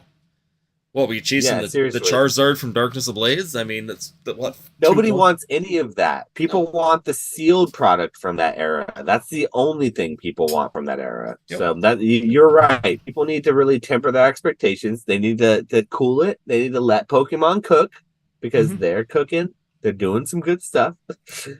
And it'll be fine. I'm really going to be interested to see what we get for the summer set, that early summer set next year. That 2024 set, because that's when things are gonna change. They're gonna put a rarity in there. I hope they don't do something stupid like Prism Stars or something. Well, no, we're gonna get that. We're gonna get the Prism Stars in the next set, in set number 5 that's coming out. Like amazing. We are getting something of that, like amazing rare type thing. Like, yeah.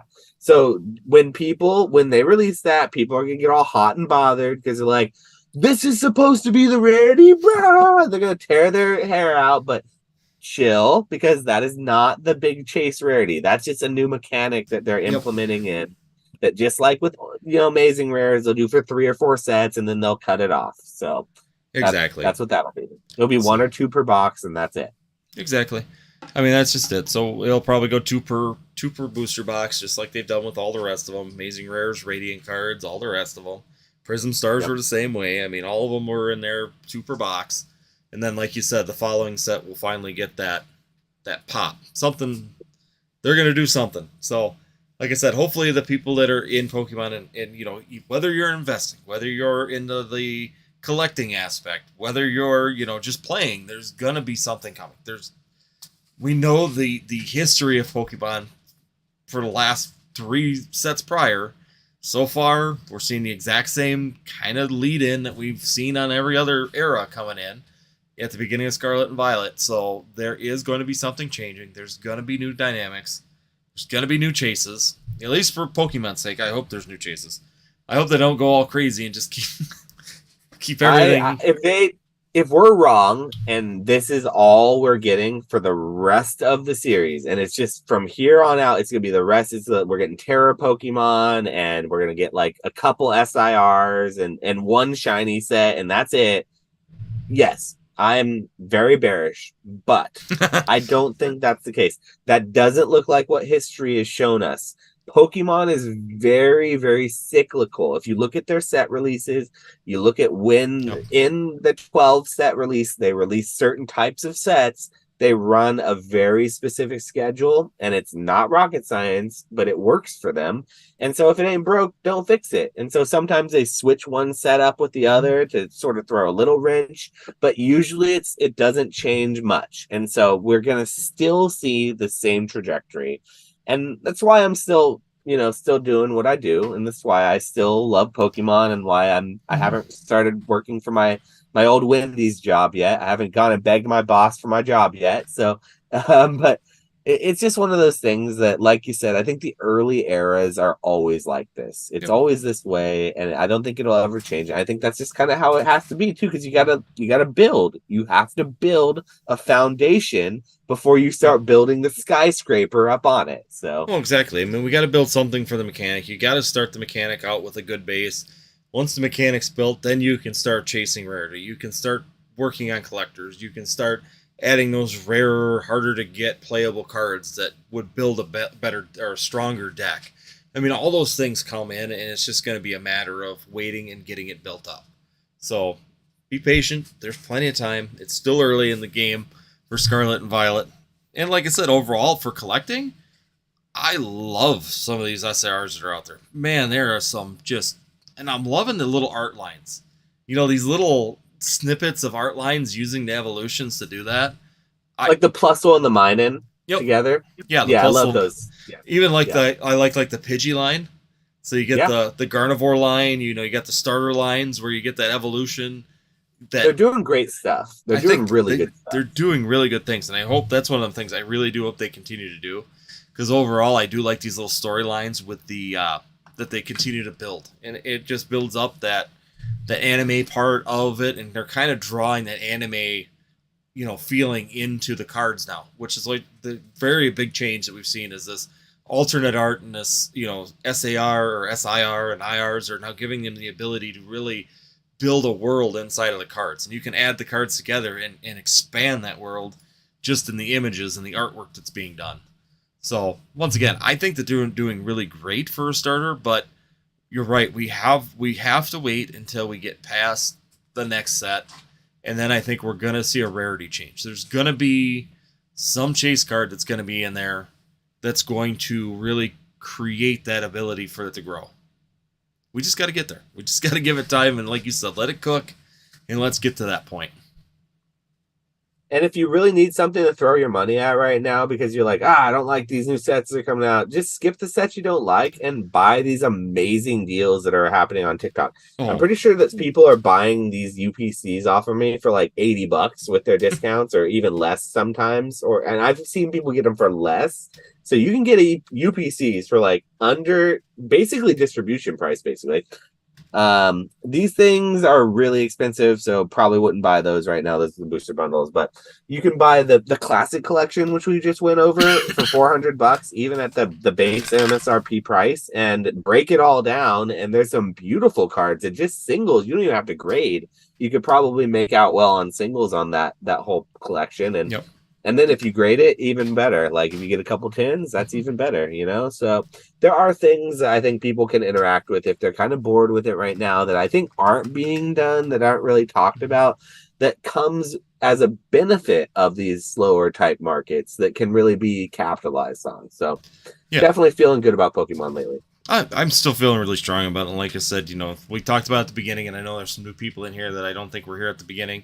But if you guys have not done it yet, check out the TikTok shops right now, guys. If you're looking for those deals, especially Sword and Shield product, I think Josh and I can both tell you right now that it doesn't affect us at all, which is the best part.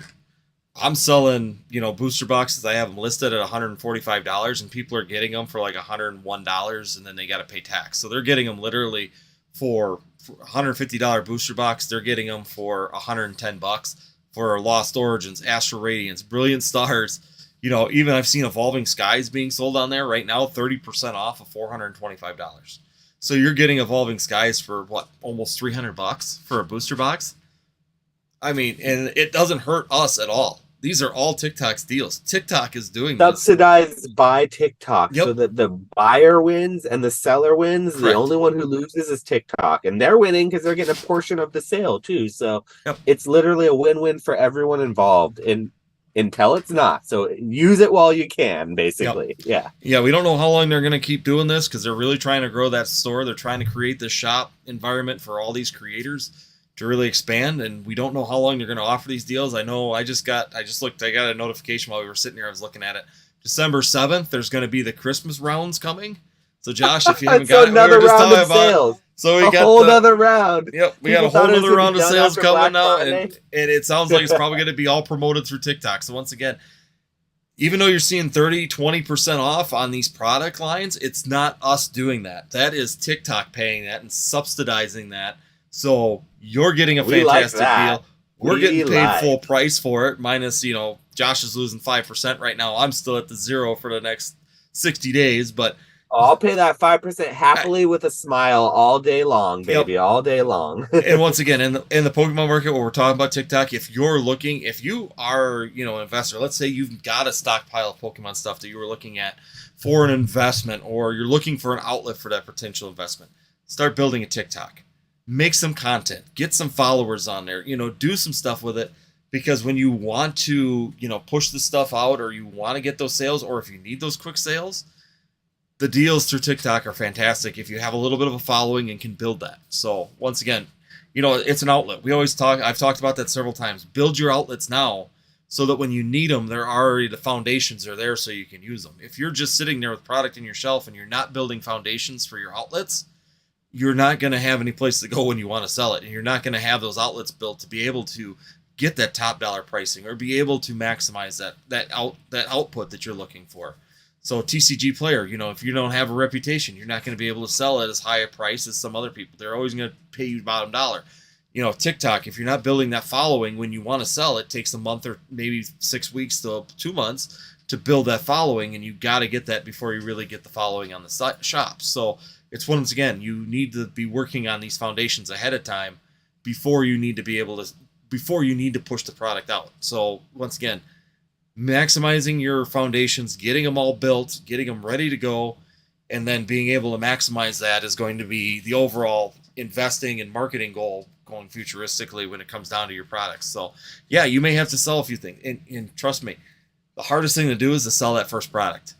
Once you get that first product listed, it's the best thing you can do. It's the best thing you can do. Trust me. Once you do it and you get one done and get it under your belt, you get more comfortable. You see the process.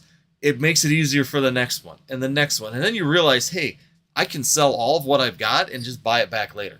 There's always opportunity for the reciprocating cycle, and you can always do that. There's nothing that says you have to hold on to these champions paths for the next 6 years and then hope that they gain money.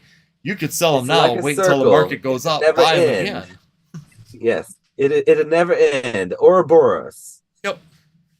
So no beginning, no end. It keeps going. Yep. So I think that's the biggest thing is that, use TikTok. Start building a following. I mean, you could just there's people out there just take videos of their collections. Take pictures of your collections. Show your sealed product. Even if you don't have TikTok, even use eBay. Just start somewhere. Even if you don't have it in your country, because some countries don't have TikTok yet. But if you have eBay, you have Craigslist, you have local avenues, just try something. It's important to let go of things sometimes. Mm-hmm. That is what is so important, that people they learn to let go sometimes, because if you let something go and then you want it back, you can get it back later, then maybe it was meant to be, right? So, yeah, definitely. Then you just hope that 2020, 2021 doesn't happen again. Well, yeah, so there we go. Unless, of course, there's a crazy, life-changing, once-in-a-blue-moon pandemic, yes.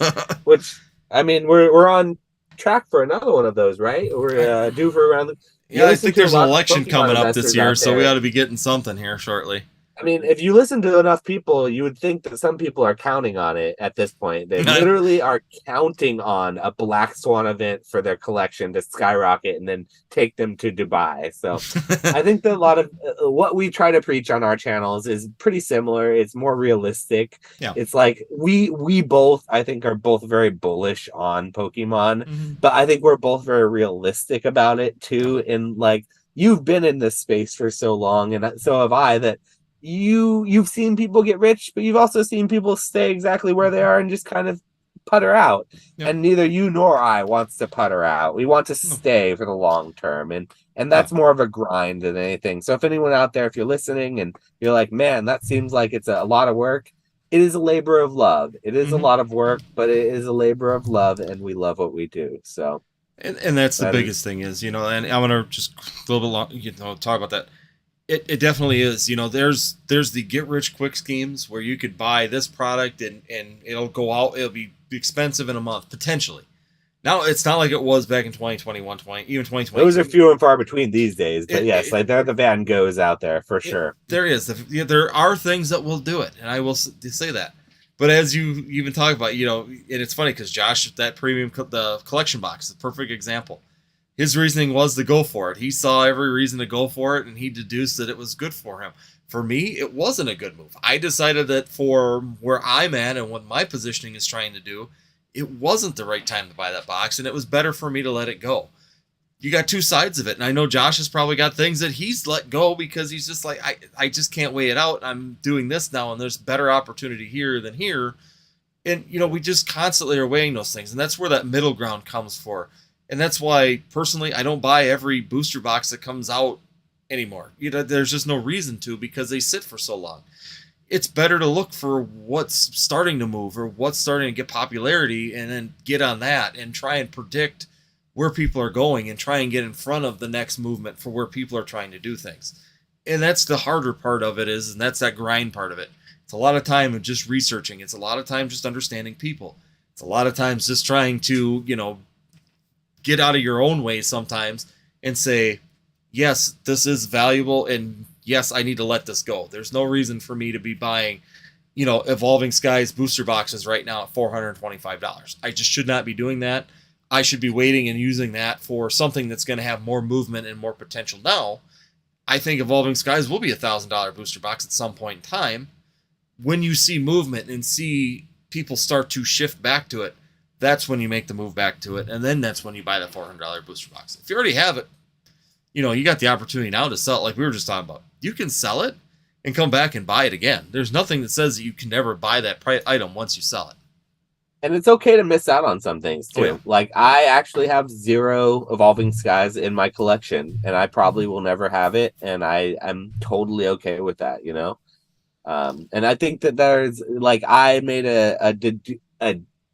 I deduced based on my allocation, what I got it, and when I was selling it for, that I would sell it all the way up to 200. And so from about 140 to 200, I sold all of my Evolving Skies immediately, probably the week that I got it. I got 3 cases of booster boxes from my distributor on that last restock that happened a while back.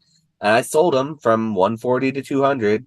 And then they continued to move up. Mm-hmm. And I told myself I was okay with basically just doubling my price on them and moving it, because I thought at the time there would be another reprint. Mm-hmm. And I basically was saying to myself, I'm either okay with missing out and selling now, or I have to be okay with not selling now and risking a reprint and it going possibly lower and missing out on that profit. And I use that profit to go move into something else. So, So I took my profit, I left, and I never looked behind. And at this point, no reprint has come. So I honestly made a bad decision looking at it back. If you were to look at it like just black and white, that seems like the wrong decision. But for my point, it was the right decision for me at the time. And I would do it 10 times. 9 times out of 10, I would do it again.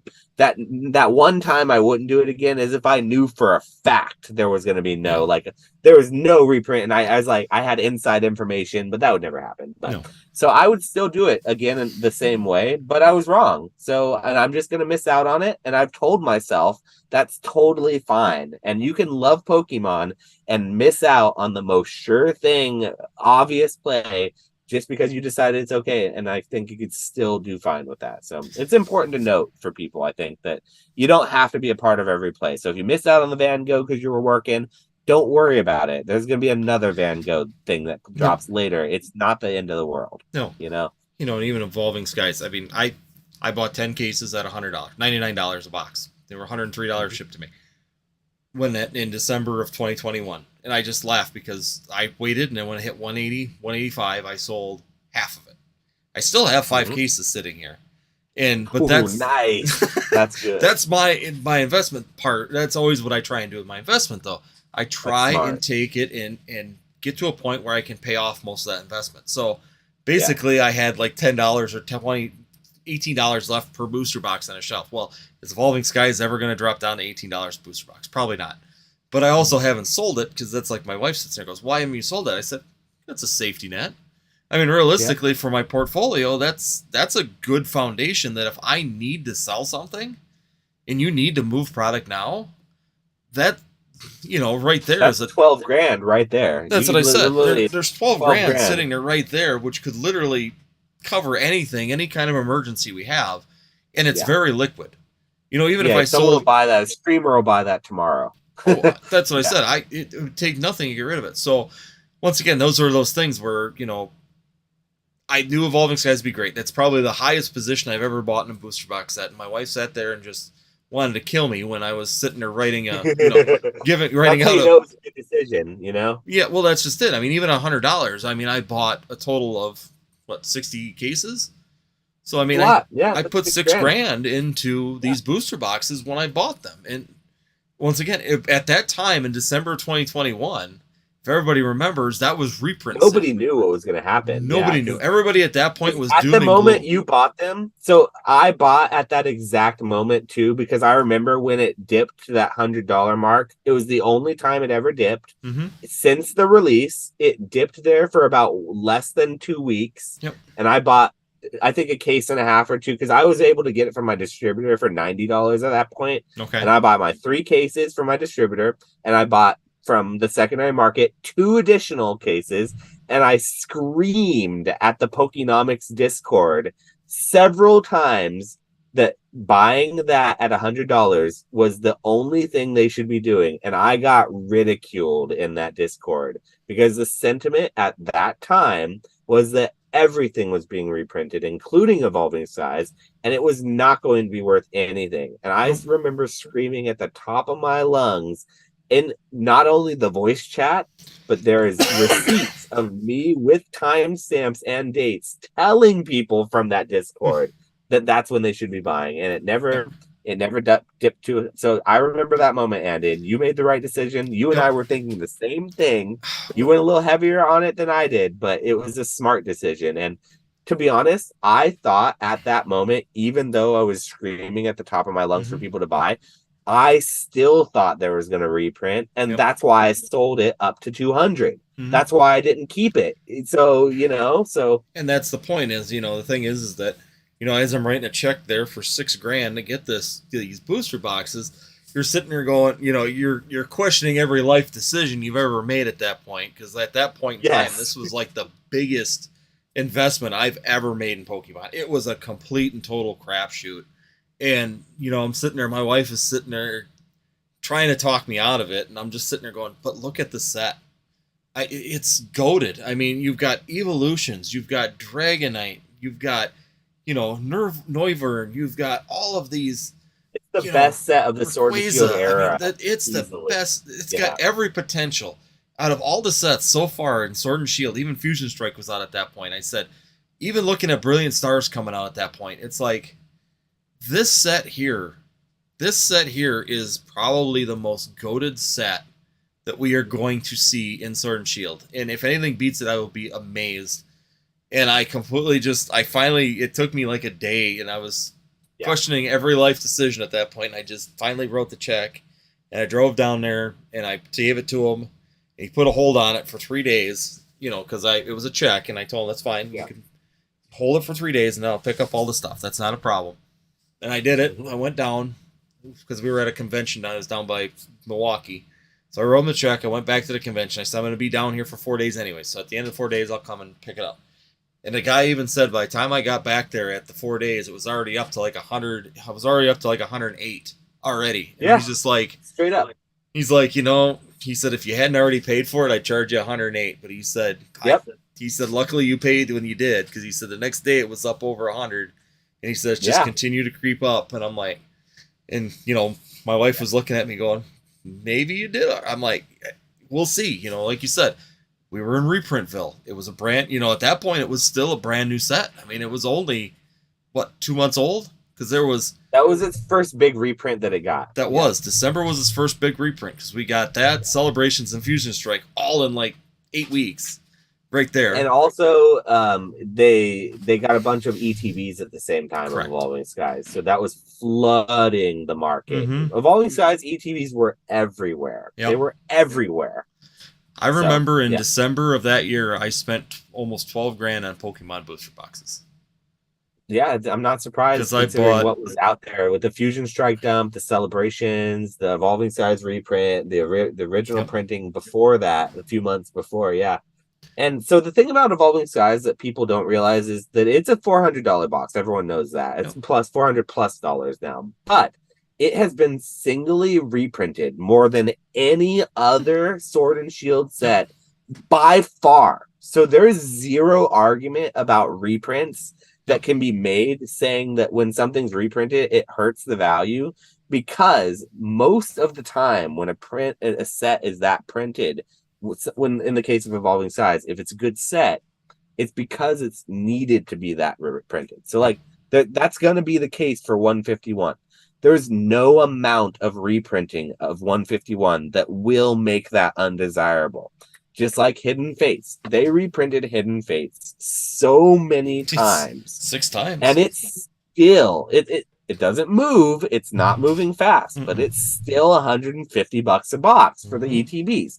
So it's very much so there are sets that will just hold demand. And so that's just, you got to be able to try to highlight that when you see them. And so these things happen in Pokemon every year, every couple years or something. And when you see that, it's important to kind of try to act on it. So those are the people who get rewarded, I think. And when you saw that with Evolving Skies, that's what happened. You were rewarded with that set. And don't get me wrong, even Sword and Shield sets. I mean, I bought some of every single set of Sword and Shield. Overall, I think the era in general is very strong. It's just, once again, that comes down to that research, your knowledge, understanding why sets are more vulnerable or more susceptible to gain than another set, why popularity is a bigger factor for this set versus this set. And that's where overall, even in Scarlet and Violet thus far, is there any set at this point that really pop out as like a contender to be like an Evolving Skies, like the $300 question? No, there's nothing here yet. And there's a few reasons why. Number one, everything is just so different. Well, yeah, 151 has a chance for that Charizard. The closest thing, but there's nothing in there that's $300, nor that there will be. No, I don't think it'll be anywhere close. I mean, that Charizard maybe in 2 years might be if 151 dries up completely. But I think the sealed product of 151 is going to do better than the singles will long term, because I think it's going to be a fun product that people want to open and chase for the fun factor. Correct. More than it's going to be about the singles kind of thing. But I could be wrong. Singles are doing great right now. Well, that's what I even said, even though I think like them 6-pack bundles behind you. I think for overall, for an investment, I've bought quite a few of those. Why? Because I feel that for streamers, they love them. You don't have all the trash. You can move a bunch of them. I mean, for literally the size of a ETB and a half, you're moving 60 packs. I know. 60 packs in that. Yep. That's crazy. And it's the size of an ETB and a half. Yeah. Yeah, it's literally this big. It's like so small. And I love it. I love the 6-pack bundles. And when they said they were doing that with the new Paldean Fates, I was super psyched. I'm like, I am so glad they are staying with them 6-pack bundles, because those, for me, I'm doubling down on them on Paldean Fates. Just because of the fact that they don't have all the shit, the airspace, the crap, the energy pile inside of there. I mean, you look at these right here, and literally, even on a stream, all that's junk. I mean, you're really, it's all bulk. Nobody wants it. Nobody wants it. Nobody you want one. Yeah. You maybe want the dice because they look cool, and then you buy one ETB for the sleeves, and then you're done. I mean, there's really no reason to buy more ETBs than the first one. Even 151. I bought one ETB. I opened one. I kept one sealed. Fun. Oh, Mason just said Shiny Treasures EX getting spoiled right now. I think that the remaining before the spoiler comes out, I don't need spoilers because I already know what the remaining SIRs are going to be. They're going to be the 3 Paldean starters. You're going to get Meowscarada, the Skeledirge, and the Quaxlater, or whatever the fuck his name is. Excuse my French, but whatever the hell his name is, Quax something, Quaxaquaddle or Quaxa something. But whatever. Those are going to be 3 that we're going to get as SIRs, and then we're going to probably get like Iron Moth or something. They're not going to give us a red Gyarados, and they're not going to give us a shiny Arcanine. We are not that special to them. I thought there was going to be a shiny Pikachu in this one. Yeah, but the baby shiny. But the English is getting the shiny borders, whereas the Japanese is not. Yeah. Bonus.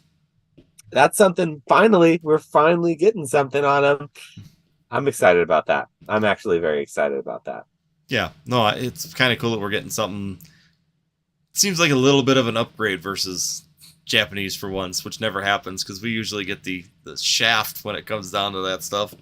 Is it bad that I'm happy that they're not getting it instead of us both getting it? Is it bad that I'm happy we are and they're not? Is that petty of me or something? It's because well I feel like it's justified. It's justified, right? I was gonna say after 151, you got rid of our Master Ball hollows and got rid of even the Pokeball hollow. You didn't even give us the Pokeball hollow.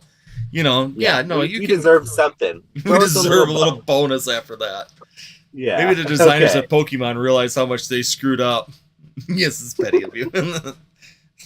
That's on brand. That's on brand for sure. But yeah, I'm glad we're getting the shiny borders for a change this time, just so that those Japanese people can know how it feels for once to finally get the short end of the stick. Just one time. Well, just second time. Second time, just not in Pokemon. Okay, yeah, that's right. They didn't get the Van Gogh Pikachu, so that's fine.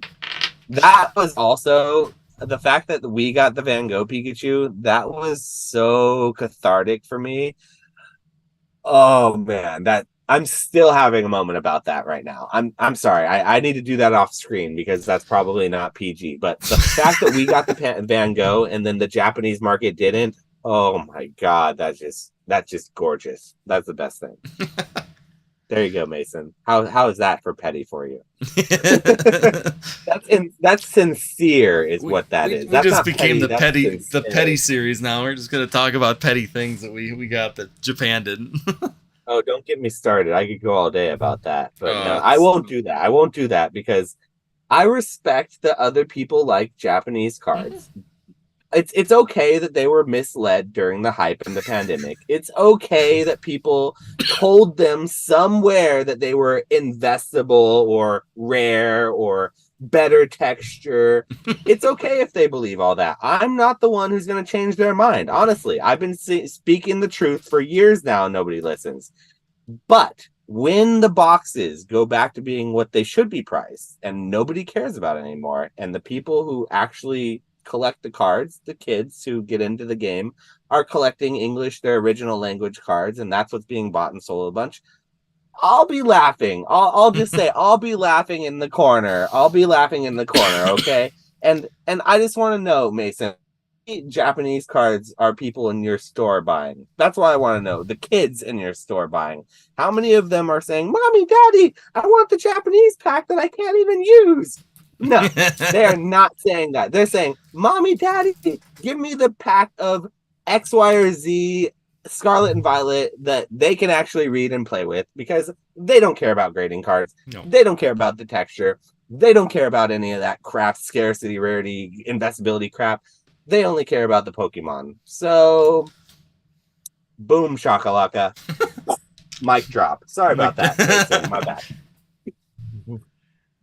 Are you allowed to laugh loudly in the corner? Yeah. You know what? The fact of the matter is, I only get called in when they need to service the Frosty machine. Okay, so I don't have a full-time gig there, and I never did. So the fact of the matter is, they may not see me laughing because I'll be crying in reality. But yeah, I do think that the whole Japanese versus English thing is always fun to talk about. You know how I feel about that. We've beaten that dead with a stick, and I will probably never change my pace on that. I enjoy the cards when I can't get the English cards. That's basically the long and short of it. That's all it is. So, well, like I said, I enjoy Japanese to a point. I still will always do English. I enjoy the English art, the collection, everything. The availability of it is just by far the best things of it. Like you said, I do play, so the playability factor is also a big part of it also. So, how do bulk Japanese cards sell? Like, I know that I can dig out some bulk from my English cards, my Ionos, my energy searches, like the trainers and things. I don't know if there's a market for bulk Japanese cards. I think it's even darker than bulk English card market probably at that point.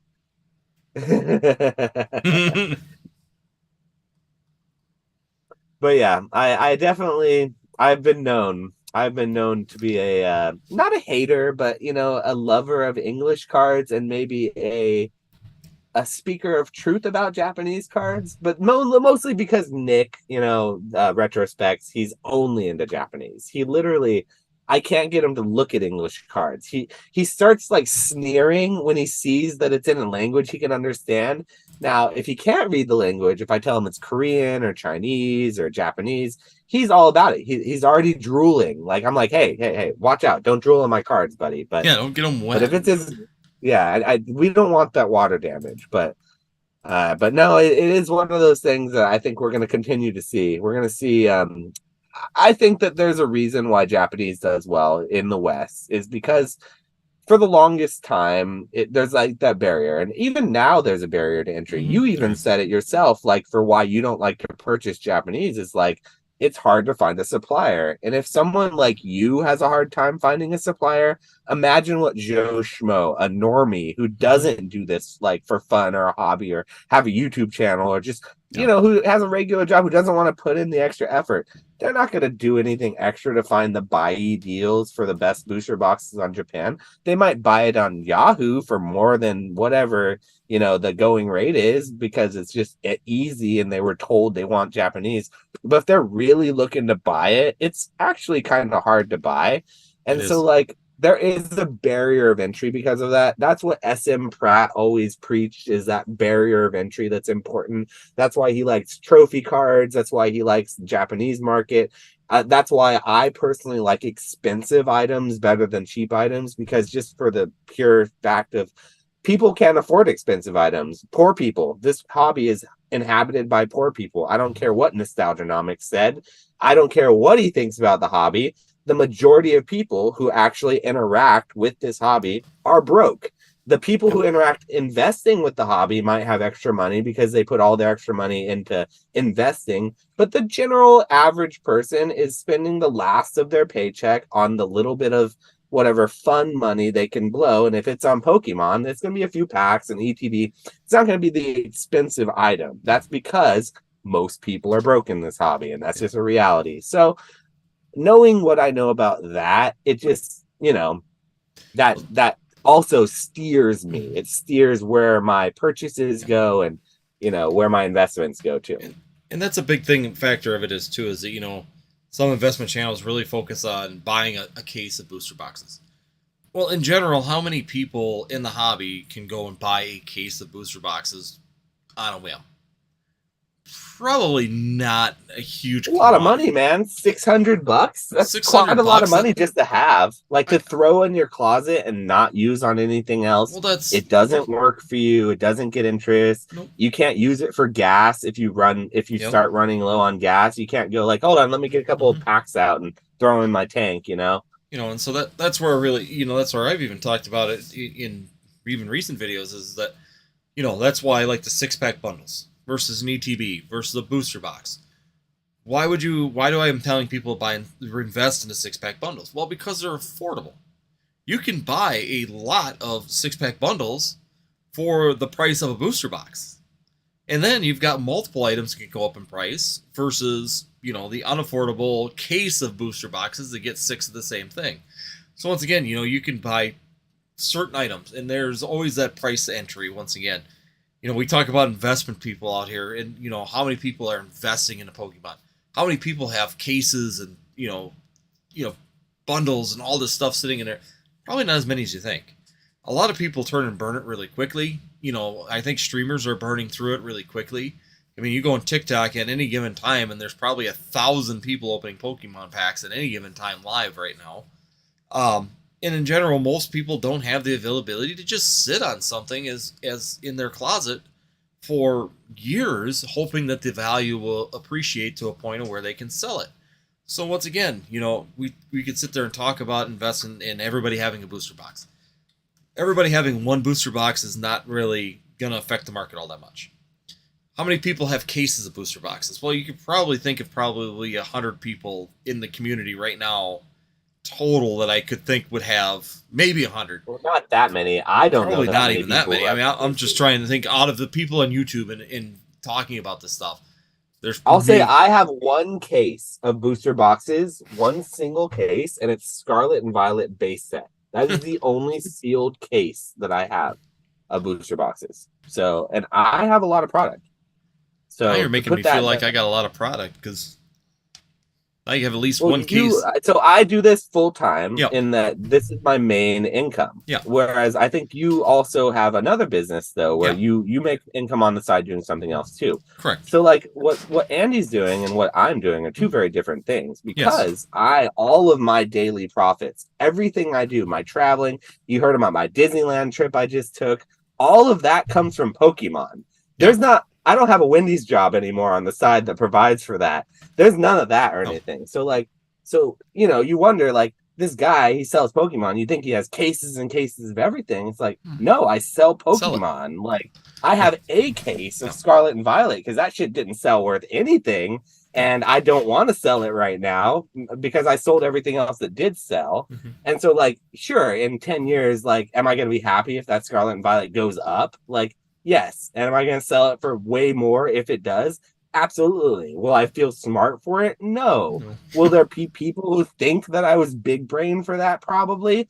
Maybe. But it wasn't because of my big brain. Like, there's nothing big brain about being stuck with a case of Scarlet and Violet. Like, when I over ordered. So what happened with that was I was on Whatnot at the time of Scarlet and Violet when it was breaking, when it first came out. I ordered 6 cases because that was my usual order for a new set. I broke 3 of those cases when it came out the first weekend, and then I left Whatnot. I thought for sure, I have 3 cases left. I can slowly sell, 3 cases over the course of the next 6 months or whatever. I have never sold any of, like, I have 1 case left, and the other 2 cases I trickled out. It was such a slow sell. So, like, it's not big brain. It's not, that's not how it works, like selling Pokemon. You don't make a ton of money. You make enough money if you're smart about it to be able to do it. I absolutely have been able to make money and do this full time and fund myself, but it's not by no means like, is it like big time stonking? So like, I don't know, maybe other YouTubers do better than I am, or maybe they're like smarter than me, or they're better investors, and I'm missing it when I hear these like YouTube channels where they're like investing channels and they're like making it big. But I think I'm doing pretty good, and I don't think I'm making it big per se, and I'm pretty proud to say that. So I'm proud of what I'm doing, but I would like to see someone who's doing better, who's like not a PokeRev or not a Rudy Alpha Investments. You know what I mean? So it's interesting to hear the rhetoric surrounding that kind of stuff. It is. I mean, and the reality surrounding it too, and the reality is that, a lot of my investment came prior to 2020. So I made some really good money in that time period, which has given me the ability to put more money down on the low points. And like you said, it's that you're doing it as a business. This is your full-time living. This is where your paycheck's coming from. My paycheck isn't coming from Pokemon. Anything I can make on a Pokemon is either going back in the Pokemon, or it's going into me to have a vacation or do something like that. Yeah. So I got to take it out. Whatever I make of Pokemon, I have to take all of it out and then keep putting it in. So it's like a little. It's very much so. It depends on the person, right? So. Exactly. And like me, my ultimate goal, and I've said this on the channel several times, the ultimate goal is that I buy enough up front at the lowest price that I can, that when it goes up a certain percentage, I keep 1 case. I might sell 4 or 5. And I'm always flipping to try and do that, kind of like, Lost Origins. I got 5 cases of it, trying to sell 4. I'm going to keep 1, put it in a closet. It has no cost to it. It has no cost associated to that. I really don't have any money stuck in the closet. It's just cardboard at that point, and I can use that money to go do something else. So it's constantly that, how can I reduce the amount of money that I have in my portfolio, like Evolving Skies. $15 a booster box for Evolving Skies sitting in a closet for 5 cases of it is really nothing. But, I also took a big gamble on it to get that point, knowing the risks of that. And once again, it's another big factor that people forget. There's a huge risk that you could do, like you said, you buy Scarlet and Violet and it goes down in price.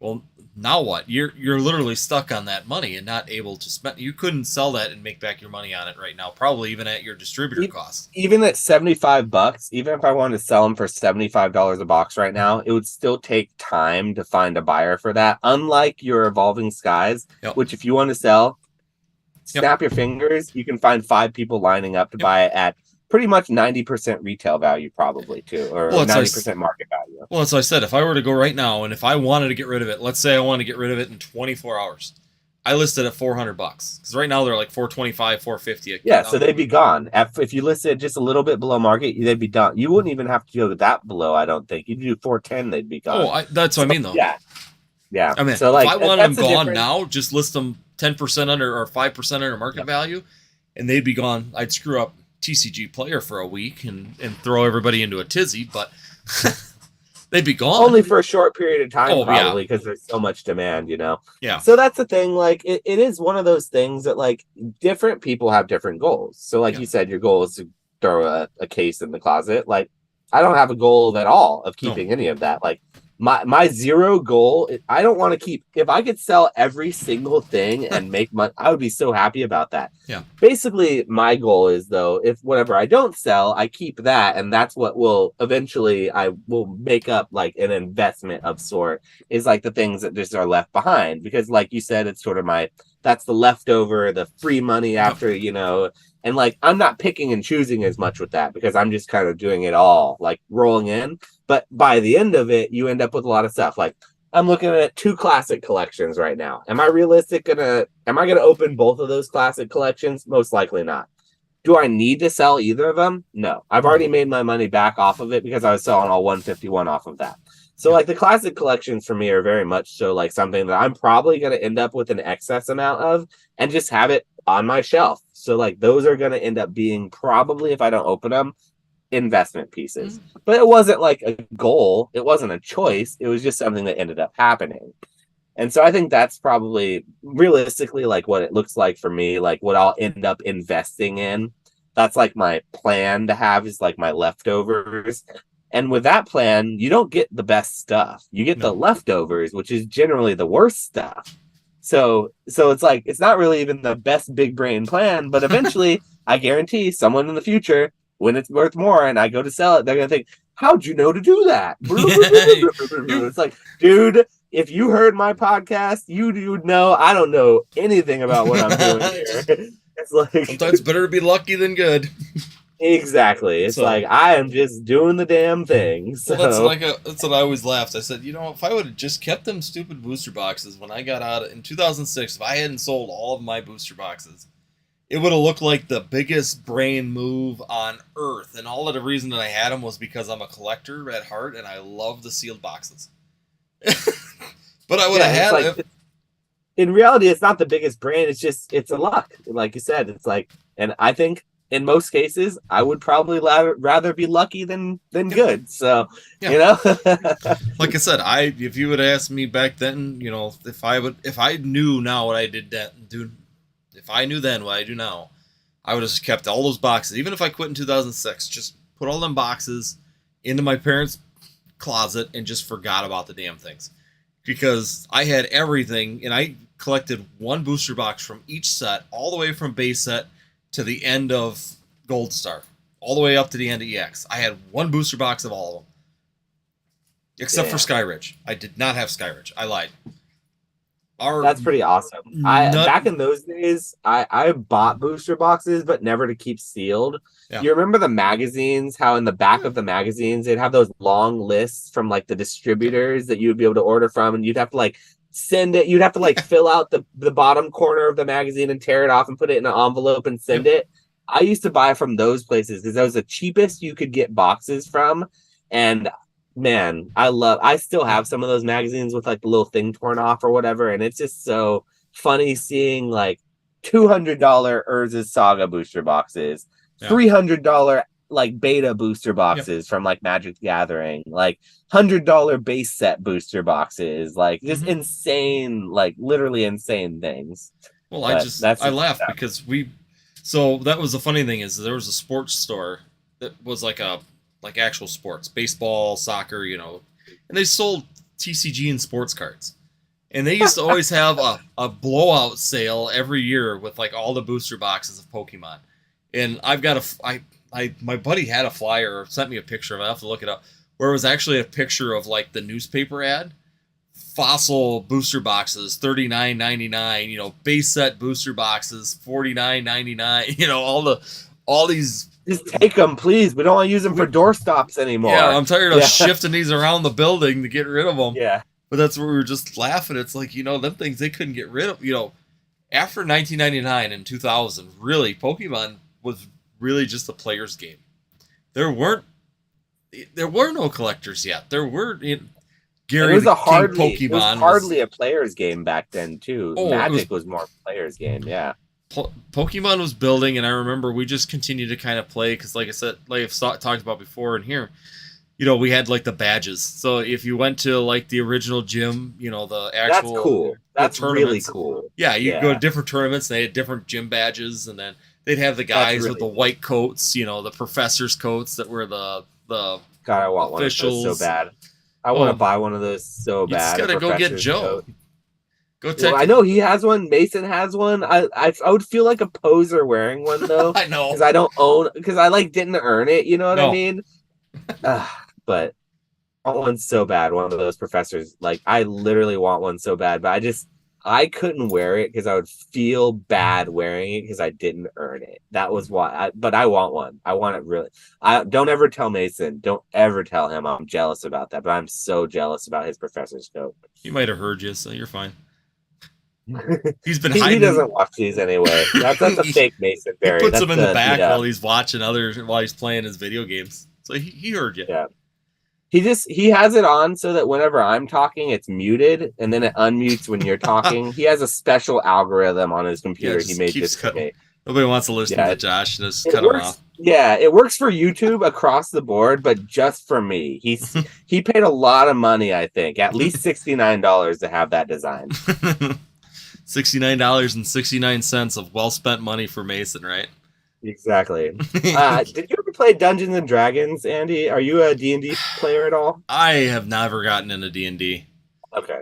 I Are played it you a couple familiar with it times. at all? I'm Like, do you familiar. know of it? Huh?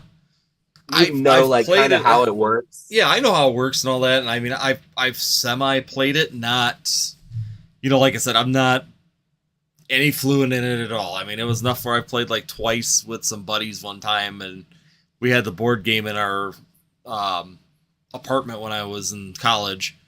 That I remember the old board game. I've never played the board game because I was always strictly a pen and paper and like with the okay, books. I was really into D&D. But yeah, I'm going to start asking this question on my podcast, and I want you to be one of my first like guinea pigs for it. okay, But it's sort of like a D&D type question, and it only relies on you having a somewhat knowledge of what D&D is. But in Dungeons and Dragons, all characters have 6 stats that they're associated with them. So it's strength, dexterity, constitution, intelligence, wisdom, and charisma. Okay. mm-hmm. They're the same 6 stats that all role-playing games use, and it's all based on D&D. Okay.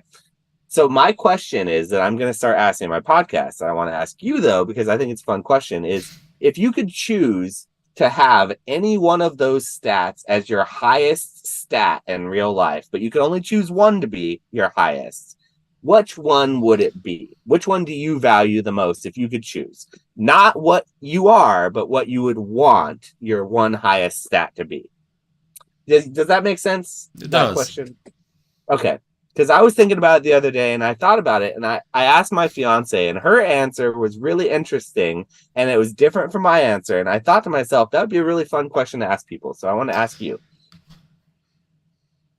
As weird as, if more than I think, as I kind of break it down with the advantages to each. Like, think of your real life, like your everyday life, like what, and then over your whole course of your life, over the entire time, you can have average stats and everything else, but one of those is going to be higher than the rest. That's the one I want to know. Personally, for my life in general, I would say charisma. Nice. I like it. That's a good one. Okay, so why do you say that? Because getting the charisma would give you the advantage, if you could be above average on that, to be able to, number one, negotiate things better, work with people better. It gives you the ability to teamwork and lead in a better way. So, realistically, them are kind of the big things, even in my life. If you could work in them better, it makes you better at selling something. It makes you better at discussing things with people. It makes you better at getting communication to me to you to make a stronger bond or a better working situation between people. I like that answer because that's my answer too. I think that you're on it. I personally think that I could get by in life having a really crappy strength score, a really crappy intelligence score. I could have a really crappy anything score, constitution, anything. But if I had a really high charisma score, I could swindle my way into whatever I needed to. Have you ever seen? There's a New Zealand I agree thing. with you on that. Yeah, there's a New Zealand. I just laughed about it and actually just made me think about it now. There's what the heck's the name of it? They do like NPC Man. It's called. Is it a TikTok thing or like a YouTube thing? Yeah, well, it's on Facebook a lot, and it's like YouTube and stuff like that. But they're They act like an NPC in real life, right? Yeah, they like the NPC. Oh, God, it's so and there was the funny. freaking hilarious where the one woman's just like, well, what do you got for stats? Everything's on charisma. The whole, like, he has 0 on all his other stats, but charisma's just fucking loaded. And she's just like, what are you going to do with that? You can't do anything. And he's like making out with like the lords and stuff, like getting everything. Money you come can do anything with high charisma, straight up. It was just so. My fiance, hilarious. she said high dexterity, and I found that to be very interesting because my fiance has always had naturally high charisma. I feel like I think she's very good looking, and I think she's always been able to get what she wanted because her charisma, and she's likable and all that stuff, and she can get along. But she's always been really clumsy, she said, and so she said she wanted high dexterity, and I thought it was the cutest thing because she's like, I've tripped my whole life. I've always fumbled with things. And she's like, I just want to know what it's like to be sure of my footing for one. I laughed. So I was like, oh man, people are going to take this so many different ways. And I love it. So thank you for playing. Oh, no really problem. No, I thought that was pretty good. It makes you think, right? It really makes you think. Because I, for a while, was thinking like, I need a high constitution because health is really important. Yeah, I was thinking intelligence. I mean, because, high intelligence could be good. But once again, if you got high intelligence but no charisma, you don't... Who's going to listen to you? Who's going to want to be friends with you? Yeah, exactly. Like, if you're just a know-it-all, and... Well, exactly. If you kept average everything else and got high charisma, then... Yeah. You can just do fine. Yeah. I was going to say, just get by with everybody. Everybody'd like you and everybody'd help you. So you could get the person that's smart to work with you. Yeah. So, I agree with you. I would take high charisma out of all of them, probably. But with a second on Constitution. Because I do think Constitution's important, and it's not something you could ever compromise, really, on. You can't buy it. You can't, cheat your way into higher Constitution. It's like, if you have a low Constitution, you're always getting sick, and, you're always, that could really impact. So, that would be a close second, maybe even a number 1, too. But just on thinking about the majority of my life, high charisma, please. Just give me a high charisma score. As long as everything else is average, I can deal with the high charisma. I just want to know what it's like. I just want to know what it's like once, just for once. I want to know what it's like to be able to convince someone to just buy my stuff. Yeah, I don't want to have to beg them anymore, man. I don't want to have to sit here ratty clothes and look like I'm homeless to try and sell Pokemon cards. I'm tired of working so hard for everything. So. Mason, tell us what it's like to have high charisma. I want to know what it's like with someone, from someone who, I know you're still there watching. He's just lurking in the shadows. He's waiting for his moment to tear into me. He's literally waiting for his moment. Yeah. Oh, well, I was gonna say we've been doing this for 3 hours. I think we probably should call it a night. Pretty good one. I could probably go eat some dinner at this point. Yeah, I came right back from my distributor and I got right back on it. So I will use the moment to eat after this for sure. Sounds good. Well, thank you, Josh. As always, a great chat talking about what's going on right now in the market. Once again, always great insight from you to hear your opinions on where things are at. And, like I said, when I was thinking about the last live where I was talking about cards and where Scarlet Violet is currently, you instantly came up to mind because of our Choose Your Path and how we had discussed kind of where it was going to go before we knew where it was going to go. I mean, we had no information at that point in time, and we were kind of discussing where the potentials were of where this could go and how much that could disrupt the market. So thought it was kind of interesting, and then bring you back. Shout out to that. I think in that, you and I predicted shiny alternate arts in the 5th set. I think you and I literally predicted the exact turn of events that's happening here. So go back, everyone, and listen to that. If you want to clip it, if you want to go back and listen, go to listen to Andy's Choose Your Path that I'm on. Because I think if you wanted to see, if I'm not mistaken, we actually predicted what was happening right now with Paldean Fates. Well, we said it was going to mirror the last, the last three sets. I mean, we kind of laid that out that that's exactly what we were going to see, and so far it's been following.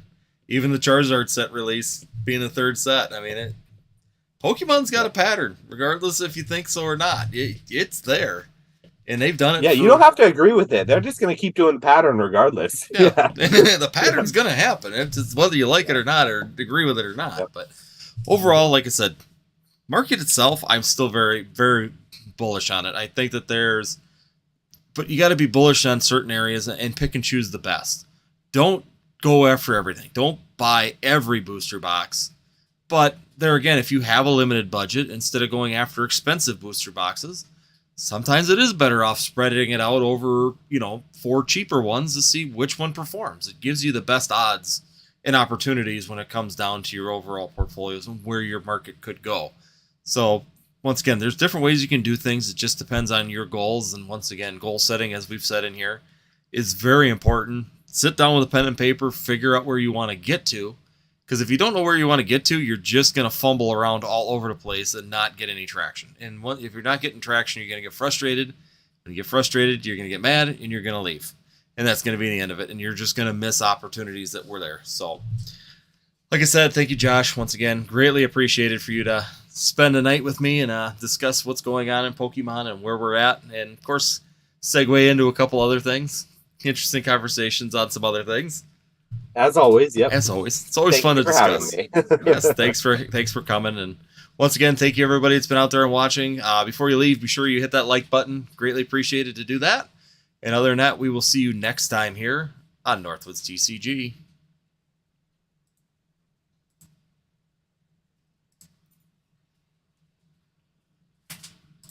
And we're done.